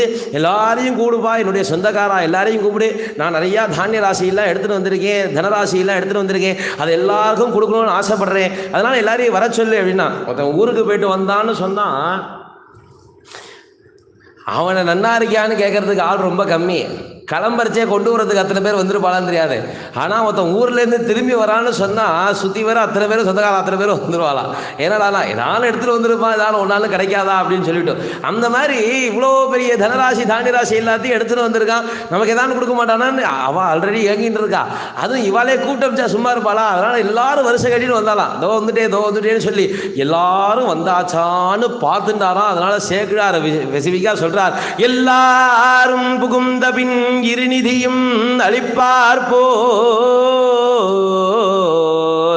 நல்லார்த்தம் பேரோன் முன் கடை காக்கநாதன் தன் வல்லானை மறுத்த அமுதுபடி அழித்த மரக்கிளையை கொல்லாதே விடுவேனோ எனக்கன்று கொலை புரிவாயார். இருநிதியும் அவளுக்கு அழிக்கிற மாதிரி அவளுக்கு ஒரு ஜோடனை காட்டிண்டு ராப்பொழுது வந்ததுமே இந்த மாதிரி அமுது செய்விக்கிறதுக்காக வச்சிருந்த இந்த ஒரு பெரிய தானிய கிடங்க அழிச்ச இவாளை நான் கொல்லாம போவேனா பார் அப்படின்னு சொல்லிவிட்டு கொலை புரிவார்னுட்டார். அவர் சேக்கிழாருக்கு மனசு அப்படியே வெம்பி வெதும்புறது. இப்போ பஞ்சத்துக்கு அந்த சாப்பாடு எடுத்தது என்ன அவ்வளோ குற்றமா, என்ன கொலை புரிவார்னு சொல்லிட்டார் அவர். அவ்வளோ உக்கிரமாக அவருக்கு கோவம் வந்துதான். யாரடா கொலை பண்ணார் அப்படின்னு சொன்னால், தந்தையார் தாயார் மற்றுடன் பிறந்தார் தாரங்கள் பந்தமார் சுற்றத்தார் பதியடியார் மதியணியும் எந்தையார் திருப்படி மற்றுன்னை செய்தார்களையும் சிந்த வாழ் கொடு துணித்தார் தீய வினை பவம் துணிப்பாயார். யாருன்னா என்னுடைய அப்பாவாக இருக்கட்டும், அம்மாவாக இருக்கட்டும், என்னுடைய கூட பிறந்த சகோதர சகோதரிகளாக இருக்கட்டும், அல்லது என்னுடைய பத்னிகளாக இருக்கட்டும், அல்லது எனக்கு சொந்தக்காரன்னு இருக்கக்கூடிய எந்த ஒரு சுற்றத்தாராக வேணாலும் இருக்கட்டும், என்னை சுற்றி இருக்கிறவாளாக இருக்கட்டும், அவள் யாராக இருந்தாலும் சரி, யாரெல்லாம் அடியார்களுடைய இந்த சாப்பாட்டை எடுத்து சாப்பிட்டாலோ அத்தனை பேரையும் வெட்டுவேன்னு சொல்லிட்டு வாழை உருவிகிண்டு எல்லாரையும் கூட்டி வச்சு கதவை சாத்திட்டார். எல்லாரும் படுத்து தூங்கிட்டு இருக்கா. தூங்கிட்டு இருக்கும்போது போய் எல்லாரையும் வெட்டுறார். ஏன்னா ஓடக்கூடாது. இவருக்கு இருக்கிற கோபத்துக்கு ஓடினால்னா எத்தனை துண்டா வெட்டுவார்னு தெரியாது. அதனால எல்லாரையும் படுக்க வச்சுட்டு போய் வெட்டுறார். வெட்டிண்டே போறா, சரசரன்னு வெட்டிண்டே போறா. அப்போ அந்த சத்தத்துக்கும் அந்த ஒரு ரத்த வாசனை அடிக்கும் இல்லையா, அந்த ரத்த வாடை, அதை பார்த்துட்டு ஒரு பத்னி முழிச்சுட்டான். இவர் கோட்புலியாரோட பத்னி என்ன பண்ணா, சின்னேஷ்வாகர்பபரியந்தம் சூரவ்யாக்ரேண ருஷ்யதா அபலைகா பிரஜாதாதம் ஆச்சாத்ய வபுஷார்பகம். ஒரு அழகாக சொன்னார் சிவபக்த விலாசத்தை, சின்னேஷு ஆ கர்ப்பபரியந்தம்னார். கர்ப்பவதியாக இருக்கிறவளை கூட உடலையாம். அந்த அவளையும் வதம் பண்ணி உள்ளுக்குள்ளே இருக்கிற கர்ப்பத்தையும் கொண்டாராம், அதையும் குத்தினாராம். உள்ளுக்குள்ளே கர்ப்பத்தில் இருந்து நீ அதை சாப்பிட்ருப்பியா அந்த நெல்லை அப்படின்னு சொல்லிட்டு குத்தி குத்தி கர்ப்பத்தையும் சின்னம் பண்ணாராம். அப்படி பண்ணிட்டு இருக்கும்போது ஒரே ஒரு ஸ்திரீ அவளுடைய குழந்தையை எடுத்துட்டு தன்னுடைய வஸ்திரத்தினாலையும் தன்னுடைய சரீரத்தினாலையும் அப்படி அரவணைச்சிண்டு இவள்கிட்ட பேச ஆரம்பிக்கிறாள். இந்த கோட்புலி யார்கிட்ட என்னன்னா, சூரவ்யாக்ரமிதம் பிராஹே தேஹித்வம் தயயார்பகம் அனன்ன பிராசனோ ஹ்யேஷஹ நாபராத்யதி தே சிசுஹு. ஹே சுவாமின்னு உங்கள் குழந்தைக்கு இன்னும் அன்னப்பிராசனம் ஆகலை, அவன் இது வரைக்கும் அண்ணன் சாப்பிட்டதே கிடையாது, அதனால உங்களுடைய இந்த குழந்தையை நீங்கள் காப்பாற்றணும் அப்படின்னு சொல்லிட்டு அவருடைய குழந்தையை காப்பாற்ற சொல்லி அவர்கிட்ட மண்டாடுறான். அந்த கூட வந்த அந்த காவலாளி இருக்கானே, சைவ கிடங்கு காவலாளி, அவனும் வந்து சொல்கிறான், சுவாமி இல்லை வேண்டாம் விட்டுருவான், அந்த குழந்தை சாப்பிட்டதே இல்லை பிறந்ததுலேருந்து, இன்னும் அன்னப்பிராசனம் ஆலை அப்படின்னு சொன்னால் என்ன நமக்கு தெரியறது, ஒரு 6 மாதம் 4 மாதத்துக்குள்ளே இருக்க அந்த குழந்தையினுடைய வயசு அவ்வளவுதான், அதனால இதை விட்டுருங்கோ அப்படின்னு சொன்னோடனே இவர் அதுக்கு மேலே ஒரு படி சொல்கிறார். வாஸ்தவம் தான், இது அன்னத்தை சாப்பிட்டது இல்லை தான், ஆனால் என்ன பண்ணிது தெரியுமா இந்த குழந்தை, சிவதானிய புஜஸ்தன்யம் யஸ்மாத் பீதம் தவாமுனா தஸ்மான் நிஷ்கிருதிரே தஸ்யா சேதஸ்து சிரசஸ்ததா. இந்த சிவதானியத்தை சாப்பிட்டதான உன்னுடைய பாலை இந்த குழந்தை குடிச்சது இல்லையா, அந்த பால் வந்து இந்த தானியத்தில் நீ சாப்பிட்டதுனால தானே அந்த பால் உண்டாச்சு, அந்த பாலை இந்த குழந்தை சாப்பிட்டது இல்லையா, அதனால இந்த குழந்தையும் நான் கண்டிப்பாக வெட்டுவேன்னு சொல்லி என்ன பண்ணாரா, அவ கொடுக்க மாட்டேங்கிறா, இவர் விட மாட்டேங்கிறார், 2 பேரும் இழுத்துன்னு இருக்கும்போது அந்த குழந்தை கையிலேருந்து பிச்சுக்கிண்டு அப்படி மேலே போய் பறந்துதான். அந்த குழந்தை இவர் பிடிச்சி இழுத்து விட்டார், வேகத்தில் அந்த குழந்தை மேலே பறந்துருத்து, அந்த குழந்தை கீழே வந்துட்டு இருக்கு, அந்த வந்துட்டு இருக்கிற குழந்தைய வாளால் அப்படி 2ஆ வெட்டினாராம். எடுத்தெறிந்து மின்னல்ல வடிவாளால் இரு துணியாய் விழையேற்றாயார். அப்படி குழந்தை வந்துட்டு இருக்கும்போது அதை ரெண்டா வெட்டினார். பக்கத்தில் இருந்த அந்த ஸ்திரீயும் வெட்டினார். எல்லாம் முடிஞ்சதுன்னு திரும்பி பார்க்கும்போது அந்நிலையே சிவபெருமான் அன்பர் எதிர் வெளியே நின்று உன்னுடைய கைவாளால் உருபாசம் அறுத்த கிளை பொன்னுலகின் மேல் உலகம் புக்கு அணைய புகழோய் நீ இந்நிலை நம்முடன் அணைக என்று ஏவி எழுந்தருளினாயார். அந்த க்ஷணத்திலேயே பரமேஸ்வரன் அங்க ரிஷபாருடனாக காட்சி கொடுத்து உமையவளோடையும் பிள்ளையாரோடையும் ஸ்கந்தனோடையும் காட்சி கொடுத்து அத்தனை பேரையும் உஜ்ஜீவிக்கிறார். யாரெல்லாம் இவர் கோழ்புலியார் வெட்டினாலோ அத்தனை பேரும் உயிர் பெற்று மறுபடியும் எழறார். எழுந்ததுக்கப்புறம் இவர் சொல்கிறார், யாரெல்லாம் உன்னுடைய வாழ்நாள வெட்டுண்டாலோ அத்தனை பேருக்கும் இதுவரைக்கும் செஞ்ச பாபம் அத்தனையும் போயிடுத்து. அதனால் கவலைப்படாதே, உன்னுடைய சுற்றத்தார் அத்தனை பேரும் சொர்க்காதி லோகங்களை அடைஞ்சு என்னென்ன அனுபவங்களை அனுபவிக்கணுமோ, இந்த பூலோகத்திலையும் சொர்க்கலோகத்திலையும் அனுபவிக்கணுமோ எல்லாத்தையும் அடைஞ்சு கடைசியாக என்னை சேருவா. ஆனால் அது வரைக்கும் உன்னை விட்டு என்னால் பிரிஞ்சிருக்க முடியாது, நீ இப்போயே என்னோட கலந்து அப்படின்னு சொல்லிட்டு உடன் அணைக, நம்முடன் அணைக, நீ இப்பயே என்னோட சேர்ந்துருன்னு சொல்லிட்டு கோட்புலியார அழைச்சுன்னு போனார். அதனால தான் சொன்னார், வரம் பிராணபரித்யாக சிரசேதனம் ததா அனபியர்ச்ச நபுஞ்சியாது பகவந்தம் திரிலோச்சனம். சுவாமிக்குன்னு நம்ம எடுத்து வைக்கிறோமோ இல்லையோ, ஆனால் நித்தியபடி நம்ம சாப்பிட்றதுக்குன்னு சமைக்கிறோம் இல்லையா, அதை நம்ம சாப்பிட்றதுக்குன்னு சமைக்காம அதை சுவாமிக்கு பரமேஸ்வரனுக்கு நைவேத்தியம் பண்ணணும்னு சமைச்சு அந்த பரமேஸ்வரனுக்கு பூஜை பண்ணி அதை நைவேத்தியம் பண்ணிட்டு தான் சாப்பிடணுமா. அப்படி ஒரு கால் யாராலும் அந்த அர்ச்சனை பண்ணாமல் சாப்பிட்டாக்க அவளுக்கு சாப்பிடும்படி நேர்ந்தால் அதை சாப்பிடாம வரம் பிராணபரித்யாக, பிராணனை விட்டுலாம். ஆனால் பரமேஸ்வரனுக்கு நைவேத்தியமாக அதை சாப்பாடை சாப்பிடக்கூடாது. அப்படி ஒரு கால் ஒருத்தன் சாப்பிட்டானால் சிரசேதனம் ததா, பக்கத்தில் இருக்கிற அவன் தலையும் வெட்டலாம், தப்பு கிடையாதுன்னா. அதனால தான் இவர் அத்தனை பேரையும் வதம் பண்ணாராம். அத்தனை பேரையும் கொலை பண்ணதுக்கு அப்புறமும் சுவாமி கருணையினால அத்தனை பேரையும் உஜ்ஜீவிச்சு. ஏன்னா அவர் தானே வறுமையை வர வைச்சார். அதனால அவருக்கு தெரியாதா நம்ம பண்ண தப்புனால தான் அவா பாதிச்சான்னு. அதனால அத்தனை பேரையும் உஜ்ஜீவிச்சா. அவா எல்லாரையும் சௌக்கியமா இருக்கும்படி பூலோகத்தில் சௌக்கியமாகவும் மேல்லோகத்தில் சொர்க்கலோகாதி சுகங்கள் எல்லாத்தையும் அனுபவிச்சுட்டு கைலாசத்துக்கு வரணும்னு சொன்னார். அப்போது நமக்கு இந்த கலிய நாயனார் மூலியமாகவும் கோட்புலி நாயனார் மூலமாகவும் என்ன தெரிய வருது அப்படின்னு சொன்னாக்க, நாம் ஏதாவது ஒரு சங்கல்பம் அவசியம் வச்சுக்கணும்.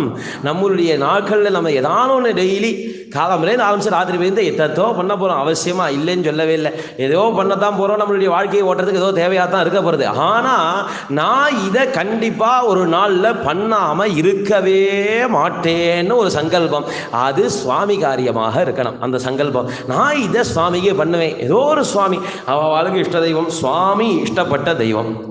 அதனால் எந்த இஷ்ட தெய்வம் இருக்கோ குலதெய்வம் பிரதானமாக, அதுக்கப்புறம் நம்ம ஊர் சுவாமி, நம்ம எந்த ஊரில் இருக்கோமோ அந்த ஊர் சுவாமி அப்படின்னு சொல்லிவிட்டு ஏதான ஒரு விஷயம் நம்ம கோவிலுக்கு போயிட்டு வந்துன்னு இருக்கணும். திருவிளக்கு ஏற்றணும். கண்டிப்பாக கோவிலெல்லாம் எத்தனையோ கோவில்கள் நம்மளுடைய கவர்மெண்ட்டு தலையீட்டில் இருக்கக்கூடிய கோவில்களில் கூட ஒரு வேளை விளக்கேற்றுறதுக்கு இன்றைக்கும் இல்லாமல் எத்தனையோ கோவில் இருக்குது. நம்மெல்லாம் ஒரு கட்டத்துக்கு மேலே என்ன பண்ணுறதுன்னு தெரியாமல் நிற்கும்போது நம்ம எல்லாருக்கும் உட்காந்து நம்ம என்ன தப்பு பண்ணோம் என்ன பண்ணணும்னு யோசிக்கிறதுக்கு ஒரு இடம் வேணும்னு சொன்னால் நம்மளுடைய ராஜாக்கள்லாம் நமக்காக வேண்டி கட்டி கொடுத்த கோவில் நமக்கு அவசியம் தேவை. நம்ம யார் வீட்லேயும் போய் அழ முடியாது. நம்மளுடைய கஷ்டத்தை சொல்லி இன்னொருத்தர்கிட்ட நம்ம அழுதோன்னு சொன்னால் ஒன்று அவள் சிரிக்க போகிறா, இல்லைன்னா அவளுடைய கஷ்டத்தை சொல்லி நம்மள்கிட்ட அழ போகிறா. இந்த ரெண்டு தான் சாத்தியம். அப்போ நம்மளுடைய கஷ்டத்தை சொல்லி ஒத்தண்டை போய் அழ முடியும்னு சொன்னால் சுவாமி கிட்ட மட்டும்தான் நம்மளால் போய் அழுது சொல்ல முடியும். அவர் மட்டும்தான் காது கொடுத்து முழுசாக கேட்பார். அவரால் மட்டும்தான் அதுக்கு நமக்கு உபாயம்னு சொல்ல முடியும். வேறு யாருக்கும் உபாயமே சொல்லவே முடியாது. அதனால நமக்கு கோவில் எவ்வளவு முக்கியங்கிறது தெரியும். கோவிலுக்கு தீபம் எவ்வளவு முக்கியம் அப்படிங்கிறத சொல்றார் இவர். மந்திர சுனா ஏகு தீபு வினா दीप सुना एक तेल बिना चल जायो ऐसा जीवना चल जायो ऐसा जीवना. எப்படி ஒரு கோவிலானது விளக்கு இல்லாமல் இருந்தா சோபிக்காதோ, எப்படி ஒரு விளக்கானது எண்ணெய் இல்லாமல் இருந்தா சோபிக்காதோ, அந்த மாதிரி பிரபஞ்ச சுனா ஹரி நாம வினா, இந்த பிரபஞ்சமானது பகவன் நாமா இல்லாம சோபிக்காது. அதனால கண்டிப்பா பகவன் நாமா சொல்லணும். அப்படிங்கிறதுக்கு உதாரணம் என்ன சொல்றாருன்னு சொன்னா, எப்படி ஒரு கோவில் விளக்கு இல்லாம சோபிக்காதோ அந்த உதாரணம் சொல்றபடி இருக்குன்னு சொன்னா, நம்மளுடைய கோவில்ல விளக்கெரியாம இருக்குன்னு சொன்னா அதுக்கு காரணம் வேற யாரும் கிடையாது, நாமத்தான். அதை நாம உணரணும். நம்ம உணராத வரையந்தான் அது சரியா போறது கிடையாது. அப்போ நம்ம உணர்ந்து நம்ம பக்கத்தில் இருக்கக்கூடிய கோவில், நமக்கு பக்கத்தில் இருக்கக்கூடிய எந்த கோவிலில் நித்தியப்படி விளக்கேற்ற சிரமமாக இருக்குன்னு பார்த்தா அந்த கோவிலில் விளக்கேற்றுறது அப்படின்னு சொல்லி நம்ம ஆரம்பிக்கணும். அதே மாதிரி எந்தெந்த கோவில்களில் நைவேத்தியத்துக்கு சிரமமாக இருக்கோ அந்தந்த கோவில்களுக்கு நித்தியப்படி நம்மளால் ஒன்றும் பெருசாக நம்ம ஒன்றும் ராஜா கிடையாது, நம்மள்ட்ட எல்லாத்தையும் ஒன்றும் கவர்மெண்ட்டு நம்ம கையில் கொடுக்கல.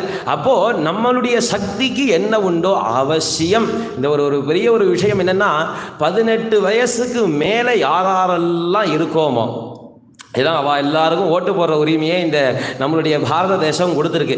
அப்போது இந்த ராஜ்யத்தை தீர்மானம் பண்ணக்கூடியதான ஒரு யோகிதை எப்போ ஒருத்தனுக்கு வந்துடுத்தோ எல்லாரும் 18 வயசுக்கு மேலே இருக்கிறவா அத்தனை பேரும் ஊருக்குன்னு சொல்லிட்டு ₹1 டெய்லி எடுத்து வைக்கிறதுன்னு ஆரம்பித்தாலே எங்கேயோ வரும் கணக்கு. அப்போது அந்த மாதிரியாவது ₹1 அல்லது மகாபரிவா சொன்னால் பிடி அரிசி திட்டம் அப்படின்னு சொல்லிட்டோம், நித்தியப்படி ஒரு பிடி அரிசி எடுத்து வைக்கிறது. இதை கோவிலுக்கு, இது பாடசாலைக்கு, இது குழந்தைகளுக்கு, இது ஏழைகளுக்கு, இது யாரும் இல்லாதவாளுக்கு அப்படின்னு சொல்லி எடுத்து வைக்கிறது. அப்போது அந்த பிடியரிசி திட்டமோ அல்லது இந்த ₹1 சேர்க்கக்கூடிய திட்டமோ ஏதோ ஒன்று நம்மளால் முடிஞ்சது. பிபீலிகாபிஹி பாம்சுபிஹி வல்மீகம் கிரியதே மகதுன்னார். எறும்புகளால் கொஞ்சம் கொஞ்சமாக சேர்க்கப்பட்ட மண்ணுனால பெரிய புத்து கட்டப்படுறதுன்னார். அப்போது அந்த எறும்பாலேயே அவ்வளவு சாத்தியம்னு சொன்னால் நம்மளால் எவ்வளவு சாத்தியம்.